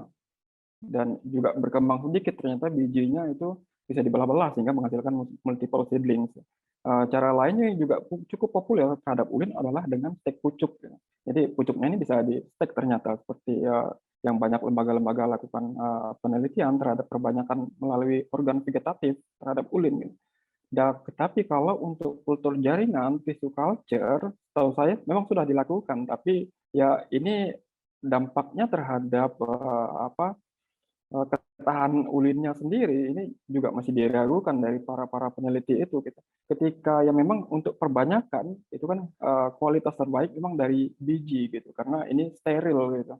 Dari tidak membawa penyakit, tidak membawa apa gitu. Tapi dengan melakukan perbanyakan vegetatif dengan pucuk termasuk dengan tissue culture, nah ini yang diragukan terhadap kualitas ulinnya sendiri yang memang bisa gitu. Apapun hampir semua tumbuhan pun bisa di tissue culture gitu perbanyakan. Nah yang banyak diragukan adalah terhadap kualitas sendiri. Gitu. Kualitas apakah bisa sebaik dengan yang ulin-ulin yang ditumbuhkan dari biji gitu atau sebaik ulin yang memang terhadap alam gitu. Ketika untuk kita melestarikan spesies dengan cara tissue culture ini memang sangat baik gitu. Ya memang sudah ada beberapa lembaga penelitian, litbang dari pemerintah, litbang kehutanan sudah melakukan itu gitu. Dan sangat baik karena bisa diproduksi dalam jumlah yang sangat besar gitu. Ketika satu tissue culture dari satu helai daun itu bisa dibagi-bagi sampai bisa puluhan bibit tersedia hanya dari satu helai daun. Gitu. Juga dari bagian-bagian lain seperti akar dan bagian dari biji gitu. Kalau kita melakukan perbanyakan dengan cara tradisional dari biji gitu, ya memang kadang 1, 2 atau 3 gitu ya, sedikit sekali ya. Sedangkan ketersediaan di alam ini sangat terbatas, makanya perkembangan ilmu pengetahuan, perbanyakan dengan pisciculture-nya memang sangat bagus sekali. Tapi sejauh ini itu memang sudah dilakukan, tapi belum tampak ya hasilnya ya, tampak hasilnya bibit yang tersedia dari lab-lab penghasil yang melakukan kultur jaringan ini. Ya semoga kedepannya kita bisa produksi ulin sebanyak-banyaknya dari lab-lab yang melakukan pisciculture ini. Ya, makasih. Oke, terima kasih banyak Kak atas jawabannya. Semoga bisa membantu Kakak untuk jawabannya ya, Kak Lela. Semoga puas ya dengan jawaban Kak Randi. Oke, selanjutnya ada pertanyaan dari Gia dari Universitas Mula Warman ditujukan kepada Kak Zahra.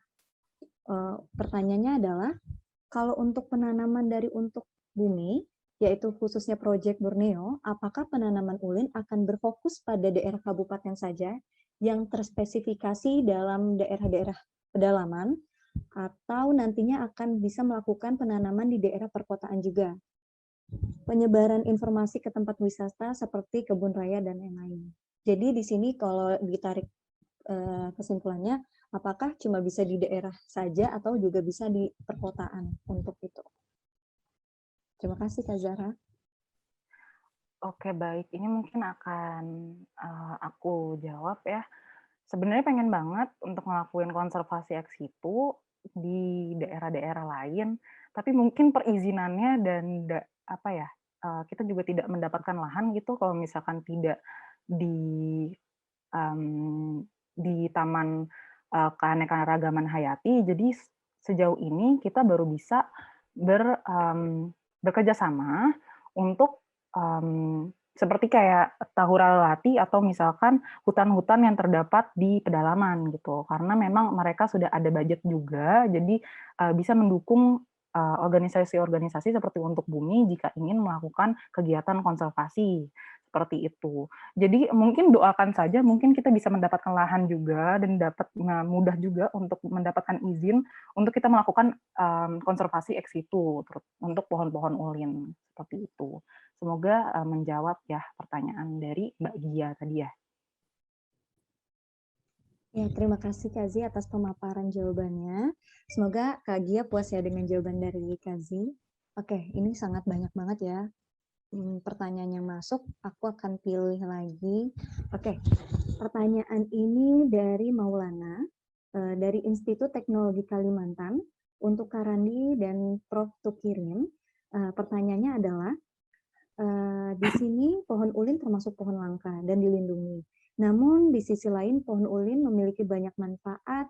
Bagaimana untuk menindaklanjuti hal tersebut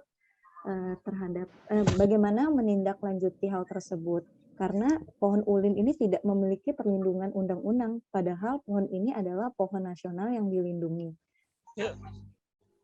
Untuk Kak Randi dan Pak Tukirin, dipersilahkan waktu dan layar. Mohon izin duluan ya Pak Tukirin, saya respon duluan. Silakan yang muda dulu, yang tua belakangan. Oke, makasih pertanyaannya, ini sangat bagus sekali ya. Pohon ulin ini secara populasinya di alam udah terancam dan cukup langka gitu. Sedangkan pemanfaatannya ini cukup tinggi terhadap permintaan sebagai bahan baku. Terus gimana kita menyikapinya gitu. Ya benar sekali, ini pertanyaan bagus. Jadi ulin, nah ini kita coba flashback lagi gitu, ketika permintaan kayu dari luar ini belum ada atau ada tapi rendah gitu. Ulin ini udah sangat populer sekali di kalangan masyarakat lokal sebagai bahan baku untuk apa aja, nggak hanya untuk rumah gitu, juga perkakas, bahkan kandang ayam, juga kandang ternak, kapal, dermaga, untuk kayu, bahkan kayu bakar gitu. Ulin ini sangat populer sekali dan dimanfaatkan selama ribuan tahun sebelum permintaan kayu ulin ini sangat tinggi gitu. Dan ketika pemanfaatan oleh masyarakat lokal yang cukup tinggi ini secara ribuan tahun, pohon ulin tetap ada, nggak punah kan ya, nggak langka juga gitu. Nah, semenjak banyak permintaan dari luar untuk kebutuhan dari luar daerah yang tepat asal ulinnya ini, nah ulin mulai diburu secara besar-besaran, sedangkan penggantian untuk penanaman atau perlindungan atau terhadap menjaga populasi ulin tetap terus ada. Ini pada awal-awal itu nggak ada gitu, ada pun tapi sangat kecil, jadi nggak berimbang antara pemanenan, permintaan, dan menjaga keutuhan populasi ulin. Nah, jadi Itu yang menyebabkan ulin tinggi. Ketika ini dimanfaatkan secara lokal oleh masyarakat, ulin nggak habis kok gitu. Sekitar 3 dekade atau 4 dekade yang lalu itu, ulin masih banyak. Sedangkan sudah ribuan tahun ulin dimanfaatkan oleh masyarakat lokal di Kalimantan dan di Sumatera. Gitu. Nah, semenjak permintaan tinggi, ulin ini mulai diburu dan dibawa keluar. Gitu. Dibawa keluar, bukan hanya keluar daerah, keluar kecamatan, keluar kabupaten, tapi sampai keluar negeri. Gitu. Dibawa untuk jadi bahan baku yang sangat bagus. Gitu. Karena ulin ini gimana? Oh, bukan. Boleh lanjut, Kak. Jadi gimana kita menyikapinya? Jadi perlu memang digalakkan untuk memanen ulin ini dimanfaatkan sah-sah saja gitu. Boleh apakah semua yang diciptakan Tuhan kan bisa dimanfaatkan ya dan boleh dimanfaatkan. Tapi ya memang dalam tanda kutip kita harus menjaga kelestariannya gitu. Harus seimbang. Ya, dengan pemainan ulin, dengan pemanfaatan ulin ya juga kita harus melestarikan. Ada kantong-kantong khusus yang nggak boleh kita tebang gitu. Ada kantong-kantong khusus, daerah-daerah khusus yang nggak boleh kita ganggu populasinya biar ulin ini tetap terus ada gitu. Sedangkan di daerah lain untuk menghasilkan kayu ulin ya boleh ditanam dalam jumlah besar gitu. Misalnya ketika ada satu masyarakat di kabupaten punya lahan yang daripada nganggur dalam tanda kutip hanya berupa semak belukar dan lahan tidur, yang mending ditanam ulin. Walaupun orang yang nanam ini nggak menikmati hasilnya, ya anak cucunya minimal udah bisa menikmatinya. Karena ulin pertumbuhannya lambat ya, untuk mencapai diameter tebang sekitar 50 atau 60 cm ini sekitar 150 sampai 200 tahun ulin bisa dia tebang. Jadi walaupun yang nanamnya nanti nggak menikmati, ya insya Allah ini jadi amal jariah gitu. Dan orang-orang anak cucunya bisa menikmati apa yang orang tua dan kakek-kakeknya tanam gitu, sehingga ketersediaan ulin sebagai bahan baku untuk dalam tanda kutip dimanfaatkan secara lokal ini tetap bisa berlanjut. Ya, silakan saya pas ke Pak Tukirin. Oke, terima kasih saya diberi kesempatan. Ini orang tua yang mudah-mudahan masih bisa nyambung dengan yang muda begitu ya. Jadi tadi saya mungkin mengomentari yang awal juga. Jadi terkait dengan kultur jaringan, itu memang harus diupayakan generasi muda. Dengan teknologi yang dikuasai sekarang itu semakin canggih, bagaimana bisa memanipulasi genetik, harapan saya itu sejak dulu, ulin itu bisa mengganti jati. Jangan jati yang di kultur jaringan, ulin pun harus bisa. Dipendekkan umurnya, ditingkatkan kualitasnya, sehingga bisa betul-betul memenuhi kebutuhan masyarakat luas. Jadi tidak lagi ekspor ataupun harus keluar itu tidak masalah lagi ulin. Harapan saya begitu. Kemudian penanaman ulin. Penanaman ulin itu bisa di kota, tapi di hutan kota harus. Jadi nanti pada waktu mendesain satu ibu kota negara, saya usulkan itu nanti kalau misalnya Mas Randi diundang untuk diskusi. Dulu kan ada Mas siapa yang sudah meninggal itu dari Samboja, itu saya senang sekali punya, tapi ya semua itu sudah lewat, udah kodar ya, harus meninggal duluan. Itu saya pesan ulin harus ada di kota ibu kota negara. Pada saat membangun itu harus ada tanaman ulin di sana, karena ulin lambang lokal Kalimantan. Kemudian pada diskusi pohon nasional, itu saya usulkan ulin menjadi lambang nasional, pohon nasional. Nah, waktu itu yang mengadakan itu dari mana, IPB atau mana itu, saya lupa, tapi seluruh Indonesia juga. Moderatornya malah ada di Meksiko kalau tidak salah. Di Brasil apa Meksiko, saya nggak tahu itu, di luar negeri. Kemudian untuk penanaman tadi bisa ya di tengah kota, tapi asal di hutan kota. Jadi di situ campur dengan yang lain. Jangan di pinggir jalan itu berbahaya. Kemudian pemanfaatan ulin. Ulin memang harus dimanfaatkan, dan perlindungan itu tidak berarti bahwa itu harus betul-betul lindungan, bukan di-conserve. Jadi di sini ini yang perlindungan dalam arti pelestarian itu ada 3 hal. Jadi dilindungi, diawetkan, dan dimanfaatkan secara lestari. Begitu. Jadi diawetkan kan bisa dengan cara kultur jaringan, pemuliaan dan lain sebagainya, sehingga genetiknya bisa awet begitu. Itu yang saya harapkan itu. Makanya dari Forum Pohon Langka itu sangat mendorong untuk bisa mengembangkan ulin sebagai objek penelitian sehingga ulin bisa mengganti jati yang asalnya dari luar. Terima kasih, itu saja. Selamat dan semangat untuk generasi muda. Assalamualaikum warahmatullahi wabarakatuh. Ya, Waalaikumsalam warahmatullahi wabarakatuh. Terima kasih banyak Bapak telah membantu Kak Randi untuk menjawab pemaparan tadi.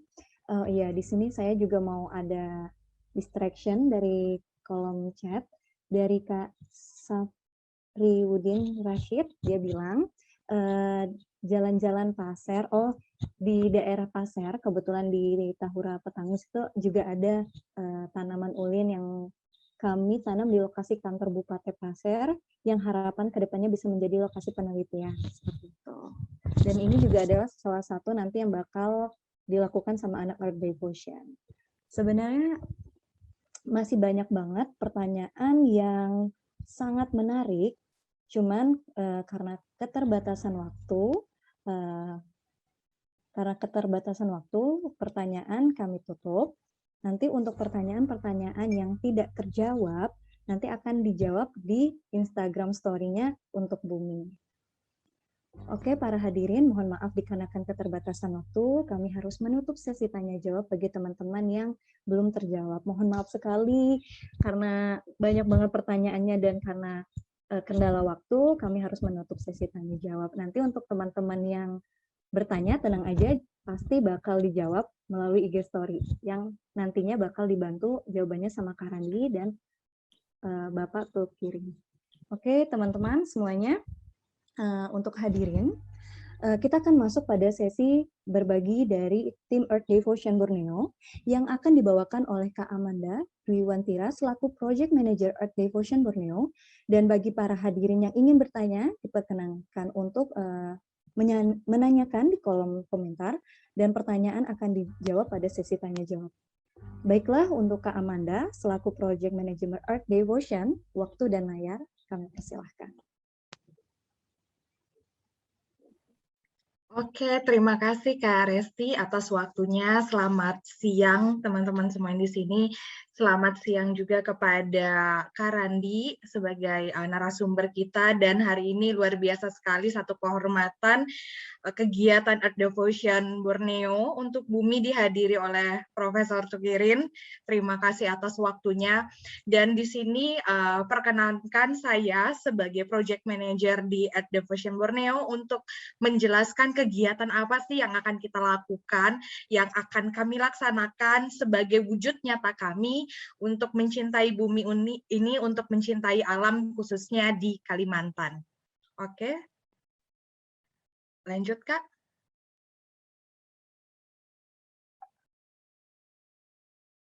Oke, kalau teman-teman bertanya apa sih Earth Devotion Borneo itu, sebelumnya sudah dijelaskan oleh Kak Zahra sedikit banyak dan kemudian juga oleh Kak Natasha tadi di awal perjumpaan kita. Earth Devotion Borneo sendiri adalah salah satu bagian dari Untuk Bumi yang mewujudkan dan melaksanakan aksi nyata langsung ke alam dalam hal untuk perlindungan hutan dan juga lingkungan di Kalimantan. Jadi kami ingin meningkatkan awareness terhadap isu-isu lingkungan khususnya di Borneo dan di kalangan anak-anak muda. Jadi kita pikir karena anak-anak muda ini adalah nanti yang melanjutkan segala upaya penyelamatan lingkungan, kemudian juga anak-anak muda ini juga nanti yang akan menerima dampaknya secara langsung terhadap lingkungan 10-20 tahun ke depan, maka kita harus tingkatkan lagi awareness kita terhadap lingkungan. Nah, di sini bersama Earth Devotion Borneo kita akan belajar.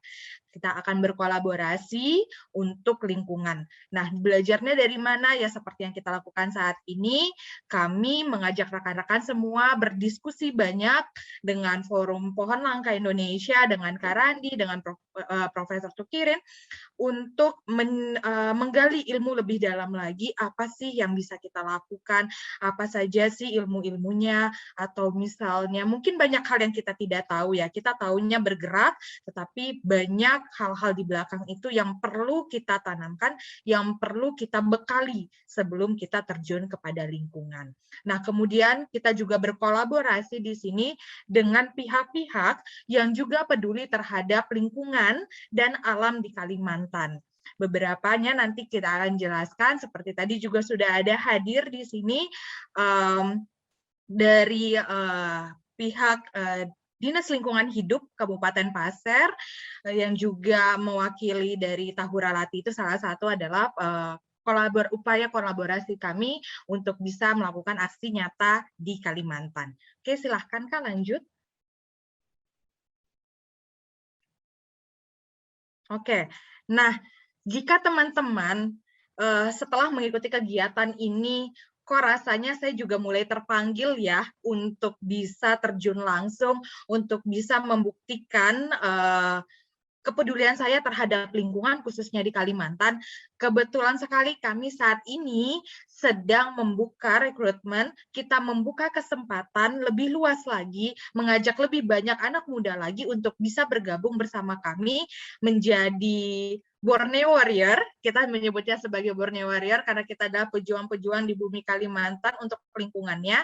Nah, siapa saja sih yang bisa ikutan, terutama khususnya untuk teman-teman yang ada di wilayah Kalimantan Timur, diutamakan untuk daerah Pasir dan Balikpapan, untuk bisa bergabung bersama kami, kita bersama-sama ikut bergerak menyelamatkan hutan Kalimantan. Tadi salah satunya adalah yang sudah dibahas panjang lebar dari awal tadi adalah untuk penyelamatan ulin di Kalimantan. Karena sudah dijelaskan ya tadi bahwa saat ini konsumsi ulinnya tinggi, tetapi untuk penanamannya sendiri itu masih tergolong rendah. Jadi kita akan mencoba membangkitkan semangat anak muda untuk bisa peduli dengan lingkungannya, untuk bisa menanam lebih banyak lagi ulin supaya ini menjadi bekal nantinya bagi generasi-generasi yang akan mendatang. Jangan sampai nih ketika sekarang kita udah tahu nih ada ulin, tetapi 50 tahun kemudian ulin itu menjadi hanya sebuah nama yang tertulis di dalam buku, kita tidak bisa lagi melihat bentuk nyatanya. Nah, teman-teman yang di Kalimantan Timur yang punya kemauan dan semangat belajar yang tinggi, mari bergabung bersama kami menjadi Borneo Warrior. Kita akan sama-sama bekerja untuk membantu lingkungan yang ada di Kalimantan. Khususnya ini kalau teman-teman punya kemampuan di bidang publikasi dan dokumentasi, punya kemampuan di bidang selection dan development, kemudian juga teman-teman medik, karena ketika kita melakukan aksi ke lapangan tentunya medik sangat dibutuhkan sekali. Kemudian juga dengan public relation, teman-teman yang punya ide-ide luar biasa yang bisa dituangkan, kita membuat acara yang menarik, yang bisa menarik yang bisa membuat orang lain itu ingin bergabung dengan kita lebih banyak lagi, dan teman-teman yang bisa menghandle untuk teknis di lapangan nanti, mari bergabung bersama kami. Jadi di sini ada beberapa bagian, beberapa divisi yang kami buka. Informasi lebih lanjutnya teman-teman bisa nanti cek di Instagramnya Untuk Bumi. Detailnya ada di sana dan silakan daftar dan kita bergerak bersama-sama. Kita berkolaborasi untuk Kalimantan. Silakan lanjut, Kak. Oke, terima kasih Kak Amanda untuk pemaparannya. Oke, mungkin sedikit ya Kak Resti, ini ada untuk teman-teman informasi selanjutnya. Apa sih yang setelah ini akan kita lakukan? Kita masih punya, ada roadshow 2 dan roadshow 3, semuanya membahas tentang permasalahan dan isu yang ada di Kalimantan. Seperti hari ini kita membahas tentang isu ulin, kemudian nanti di roadshow 2 juga kita akan membahas hal yang lain lagi yang menarik, yang pastinya juga penting, yang perlu kita aware juga untuk bumi Kalimantan. Dan goals kita nanti adalah kita akan melaksanakan yang namanya conservation camp. Nah, disinilah wujud nyata kita akan bersama-sama menanam ulin, kita belajar langsung di lapangan, bagaimana sih ulin itu pohonnya seperti apa, bijinya seperti apa, dan apa sih perlakuan khusus yang perlu diperhatikan saat kita menanam ulin. Kalau teman-teman tertarik untuk ikutan ini, selalu stay di grupnya roadshow, karena informasinya akan kita sampaikan di sana, dan juga jangan lupa untuk selalu cek Instagramnya Untuk Bumi, karena informasi terkait dana conservation dalam waktu dekat ini akan kita informasikan di sana. gitu. Jadi teman-teman yang mau join silahkan dan boleh banget, dan kita sangat senang semakin banyak anak muda yang peduli, maka semakin terselamatkan juga lingkungan kita di Kalimantan. Mungkin seperti itu Kak Resti dari saya kembalikan lagi kepada Kak Resti. Terima kasih. Oke, terima kasih banyak Kak Amanda atas pemaparan materinya. Duh, menarik banget ya teman-teman semua. Ternyata ada acara conservation-nya juga nih. Di lain dari acara roadshow, Earth Devotion juga punya rangkaian acara, yaitu salah satu main acaranya adalah konservasi, yang dimana nanti akan ada penanaman ya. Penanaman apa kalau boleh tahu Kak? Yang kita tanam tentunya yang kita bahas hari ini, kita akan menanam pohon ulin bersama-sama. Jadi kita akan mencoba menjadikan 12 pohon langka, salah satunya pohon ulin, itu menjadi tujuan utama kita untuk menanam. Kita bikin ulinnya jauh lebih banyak, dan sebagai informasi, target kita bukan puluhan pohon, tapi ratusan pohon yang akan kita tanam. Wow, menarik banget ya Kak. Oh iya, di sini kita masuk ke dalam sesi tanya jawab ya teman-teman. Di sini ada yang bertanya nih. Yang bertanya itu dari Rivaldi. Kak, mau nanya, jika saya berada di kawasan Samarinda dan Bontang, apakah saya masih punya kesempatan untuk ikut kegiatan ini? Boleh Kak Amanda? Oke, Kak Rivaldi, kita sangat terbuka untuk menerima tidak hanya di Kalimantan, bahkan yang di luar Kalimantan pun, jika memang berminat dan semangat untuk bersama-sama kita menanam ulin, kita dengan tangan terbuka mempersilahkan teman-teman, ayo join sama kita di sini. Mungkin nanti malah dari teman-teman Forum Pohon Langka juga ada yang mau join bersama kita, dengan senang hati. Kita akan makin banyak guru yang mengajarkan kita nanti. Mas Randi itu, Mas Randi harus join. Saya siap, Prof. Saya siap. Oke, ya terbuka banget untuk dari teman-teman Forum Langka Indonesia. Siapa tahu bisa membantu anak Earth Devotion di lapangannya. Feel free banget ya Kak ya. Ya kita tertarik, Mbak Resti, Mbak Amanda. Jadi kebetulan ini ada ketua forum, kita coba kolaborasi ya, Prof ya. Jadi termasuk bagaimana tekniknya sampai pengadaan bibit, semua kita bantu nanti. Sampai misalnya kekurangan bibit atau kekurangan lahan gitu, atau mau melakukan visiting nih ke habitat alaminya gitu. Kita coba kontak beberapa teman di sana. Nah, kalau teman-teman di sekitar Balikpapan, Samboja ini bisa berkunjung ke HDTK-nya Samboja nih. Dia di sana punya ada sekitar 10 hektar, itu semuanya ulin, ribuan ulin untuk lahan penelitian yang ditanam semenjak puluhan tahun yang lalu. Jadi bisa berkunjung, belajar banyak di sana juga. Oke, terima kasih banyak Kak Randi juga masukannya dan insight-nya. Aku sangat sangat excited. Oh ya, untuk Kak Amanda, ini ada yang bertanya dari Tira, dari umum. Dia ingin bertanya, tadi kakak mention tentang jumlah tanaman yang ingin ditanam. Kalau boleh tahu, ada berapa banyak ya Kak tanaman yang nanti akan kita lakukan untuk conservation? Oke, akan berapa banyak tanaman yang kita lakukan untuk konservasi? Target kita saat ini adalah 250 pohon akan kita tanam serentak di hari konservasi nanti. Kalau teman-teman memikirkan 250 itu berapa banyak lahan yang akan kita habiskan untuk penanaman ini, teman-teman bisa membayangkan satu pohon itu butuh lahan 5 kali 5 meter. Jadi bisa dibayangkan luasnya area yang akan menjadi lokasi penanaman ini. Tetapi tidak memungkiri bahwa jika antusiasme rekan-rekan itu meningkat, maka jumlah yang akan kita tanam pun bisa bertambah. Saya mau kasih studi kasus nih Mbak di Kalimantan, di Kalbar. Kebetulan saya base di Pontianak. Jadi kita menghubungi sekolah-sekolah di dalam kota Pontianak gitu. Mereka punya banyak lahan ya, biasanya sekolah di belakang sekolah atau di depan. Nah, kita coba kolaborasi nih, kerjasama ini. Kami punya bibit ulin, bibit lokal, gimana kita tanam di sekolah, melibatkan anak-anak sekolah. Yang tujuannya sebenarnya transfer knowledge ya. Orang Kalimantan nggak kenal ulin gitu. Nah, sekarang kalau generasi muda, kita bisa tanya, tahu ulin nggak? Yang mana makhluknya gitu. Saya yakin sekitar 80% nggak tahu atau nggak pernah lihat. Pernah lihat ya paling di toko bangunan gitu atau di tiang rumahnya gitu.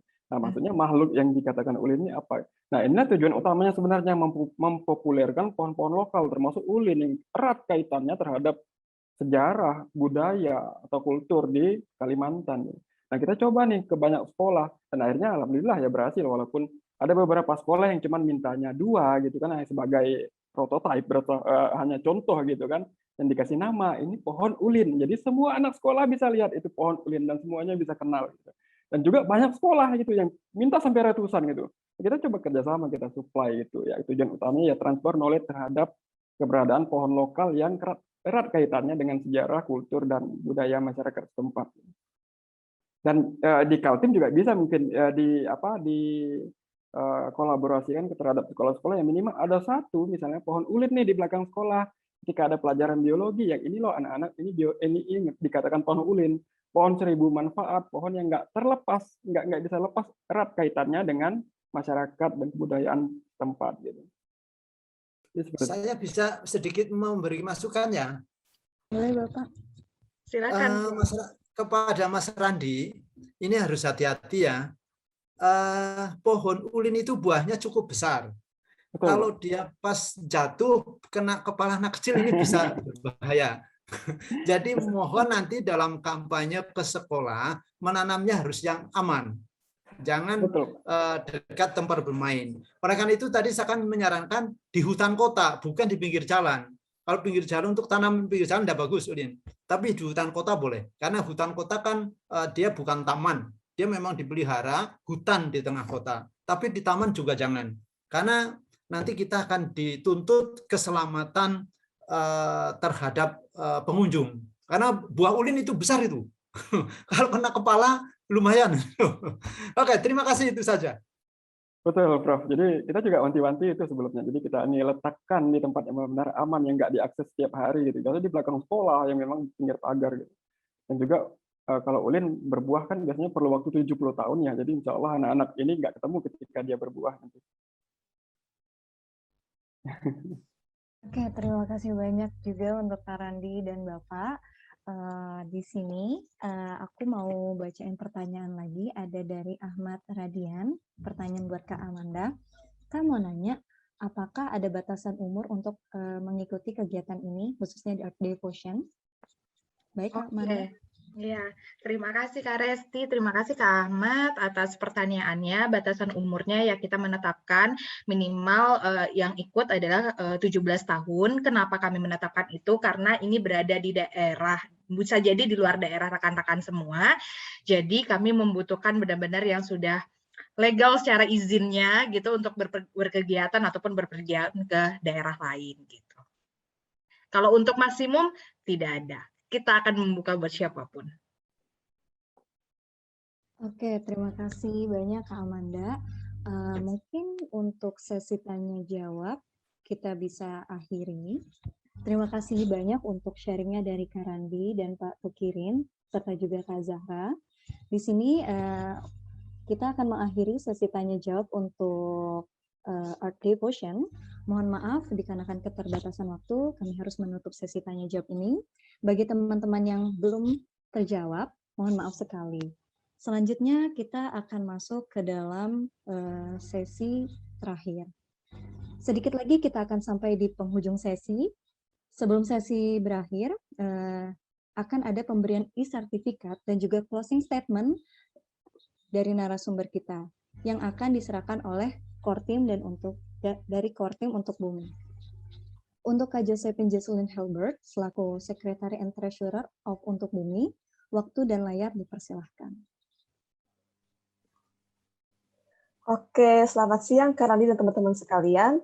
Saya selaku perwakilan dari Kortim Untuk Bumi ingin memberikan sertifikat secara virtual kepada Kak Randi selaku perwakilan dari FPLI atas kesediaannya untuk mengisi acara kami. Mungkin bisa ditampilkan sertifikatnya dari teman-teman panitia.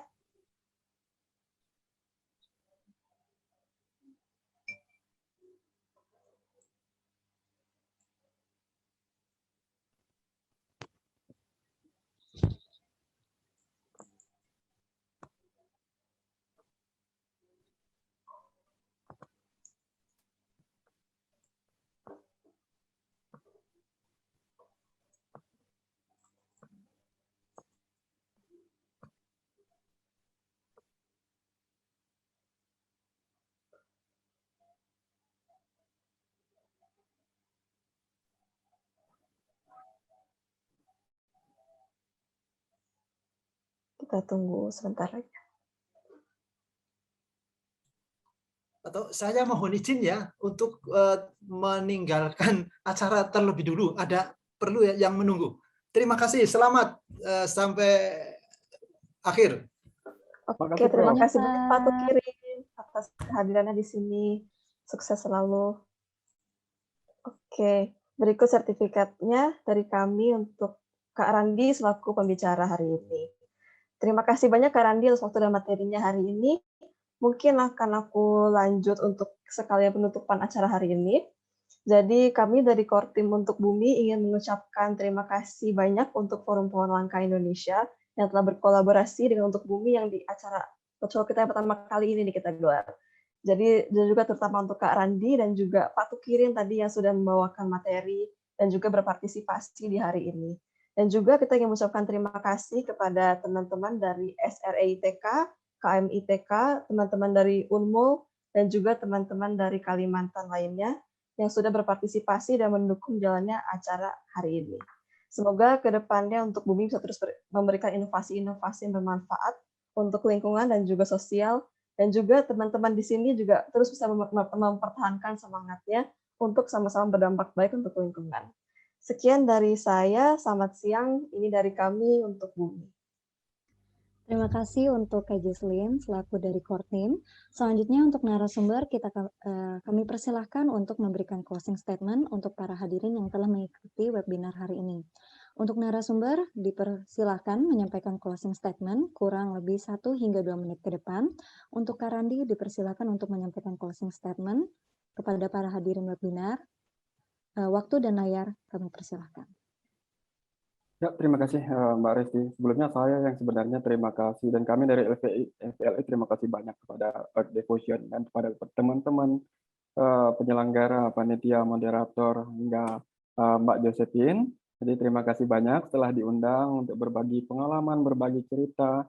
Jadi saya harap ini tidak hanya berhenti di sini, kita bisa kolaborasi lebih lanjut, terutama yang mengenai spesies-spesies pohon lokal. Ya tidak hanya terbatas dengan ulin, dengan spesies tumbuhan apa aja gitu. Jadi juga keterlibatan anak-anak muda ini sangat penting sekali. Jadi ya sebagai generasi penerus, sebagai pemegang kebijakan selanjutnya ini sangat penting untuk membekali anak-anak muda untuk punya wawasan lingkungan yang cukup, yang mapan. Gitu. Terkait ke ulin sendiri, ulin ini sebenarnya pengalaman pribadi saya semenjak lama sekali dari kampung dulu, ulin nggak bisa terlepas sampai sekarang gitu. Bahkan rumah panggung yang sudah roboh pun di kampung saya coba bangun lagi dan cari ulin lagi karena ini ya memang identitas budaya gitu.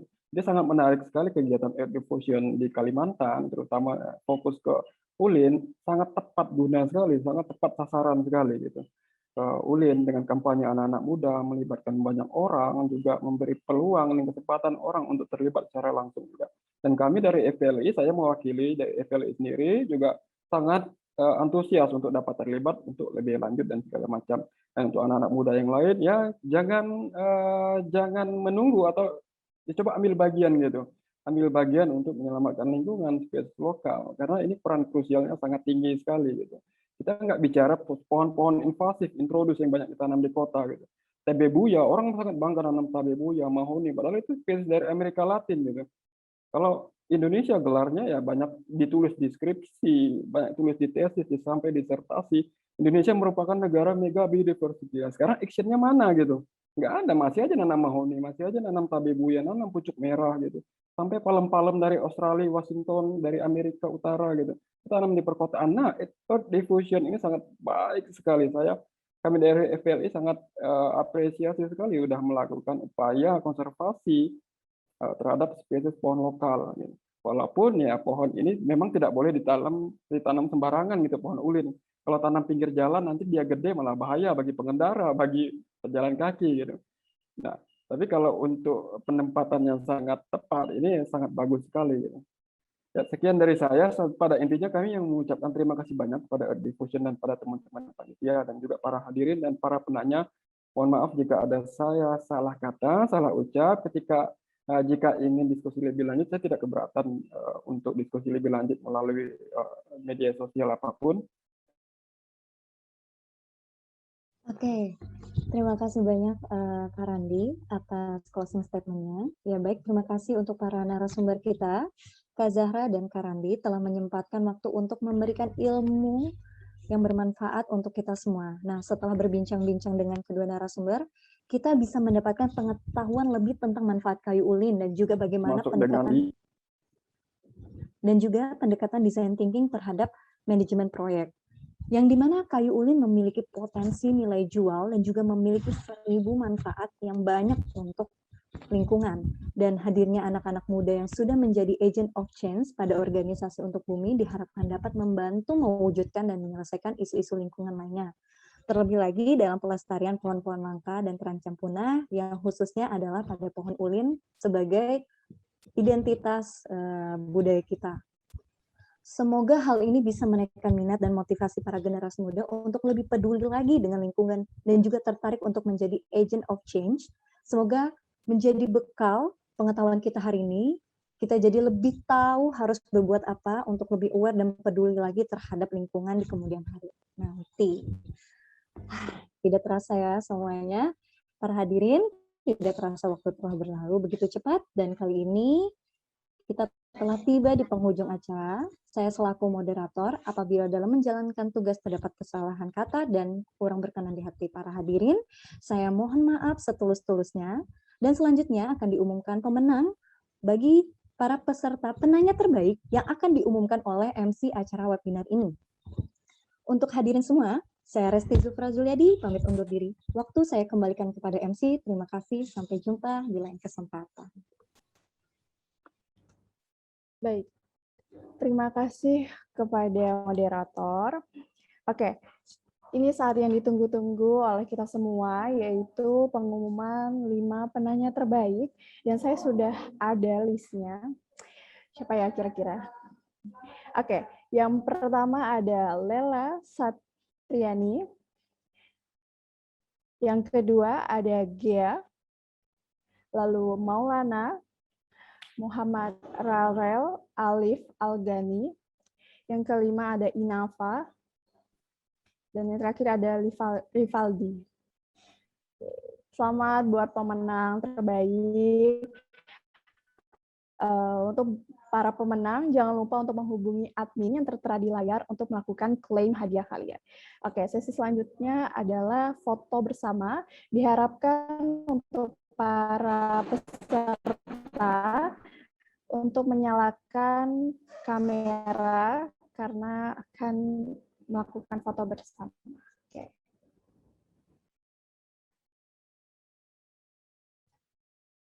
Baik, terima kasih MC. Sebelum kita menutup acara hari ini, ada baiknya untuk kita mendokumentasikan acara ini bersama-sama. Nah, untuk narasumber dan para hadirin yang telah hadir, mungkin bisa di on-cam-kan kameranya semua agar bisa berjalan lancar untuk sesi dokumentasinya.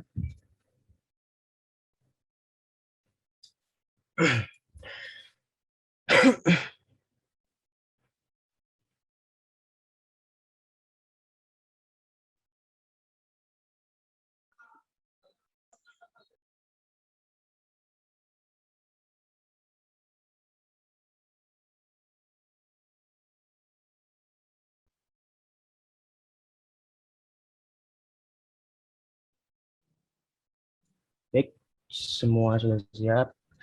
Saya akan mulai untuk sesi dokumentasinya. Untuk di slide pertama mungkin bisa dengan pose bebas dalam hitungan 3 detik. 1, 2, 3. Baik, lanjut ke slide kedua. Dalam hitungan 3 detik kembali. Dalam hitungan 1, 2, 3. Lanjut ke slide yang ketiga. Dalam hitungan 3 detik. 1, 2, 3. Untuk yang slide terakhir, dalam hitungan 3 detik kembali. 1, 2, 3. Baik, sudah selesai untuk sesi dokumentasinya. Saya kembalikan kembali kepada MC. Terima kasih. Oke, terima kasih Kak Rizky. Oke, tidak terasa waktu begitu cepat berlalu dan kali ini kita sudah di penghujung acara. Terima kasih untuk para narasumber, terutama Kak Randi Agusti dan Kak Zahra yang telah memberikan banyak informasi yang berguna bagi kita semua. Dan tak lupa juga terima kasih untuk para hadirin atas partisipasinya. Jangan lupa untuk mengikuti roadshow kita yang berikutnya, yaitu kelapa sawit si penghasil jutaan dolar yang merugikan lingkungan. Dan aku mengingatkan sekali lagi untuk jangan lupa mengisi absensi yang tertera di kolom chat. Dan apabila saya dalam menjalankan tugas terdapat kesalahan kata yang berkenan di hati, saya mohon maaf setulus-tulusnya. Saya Adi Nabila Widijatmiko pamit undur diri. Terima kasih. Wassalamualaikum warahmatullahi wabarakatuh. Semoga Tuhan memberkati. Om Santi Santi Om, Namo Buddhaya, dan sampai jumpa.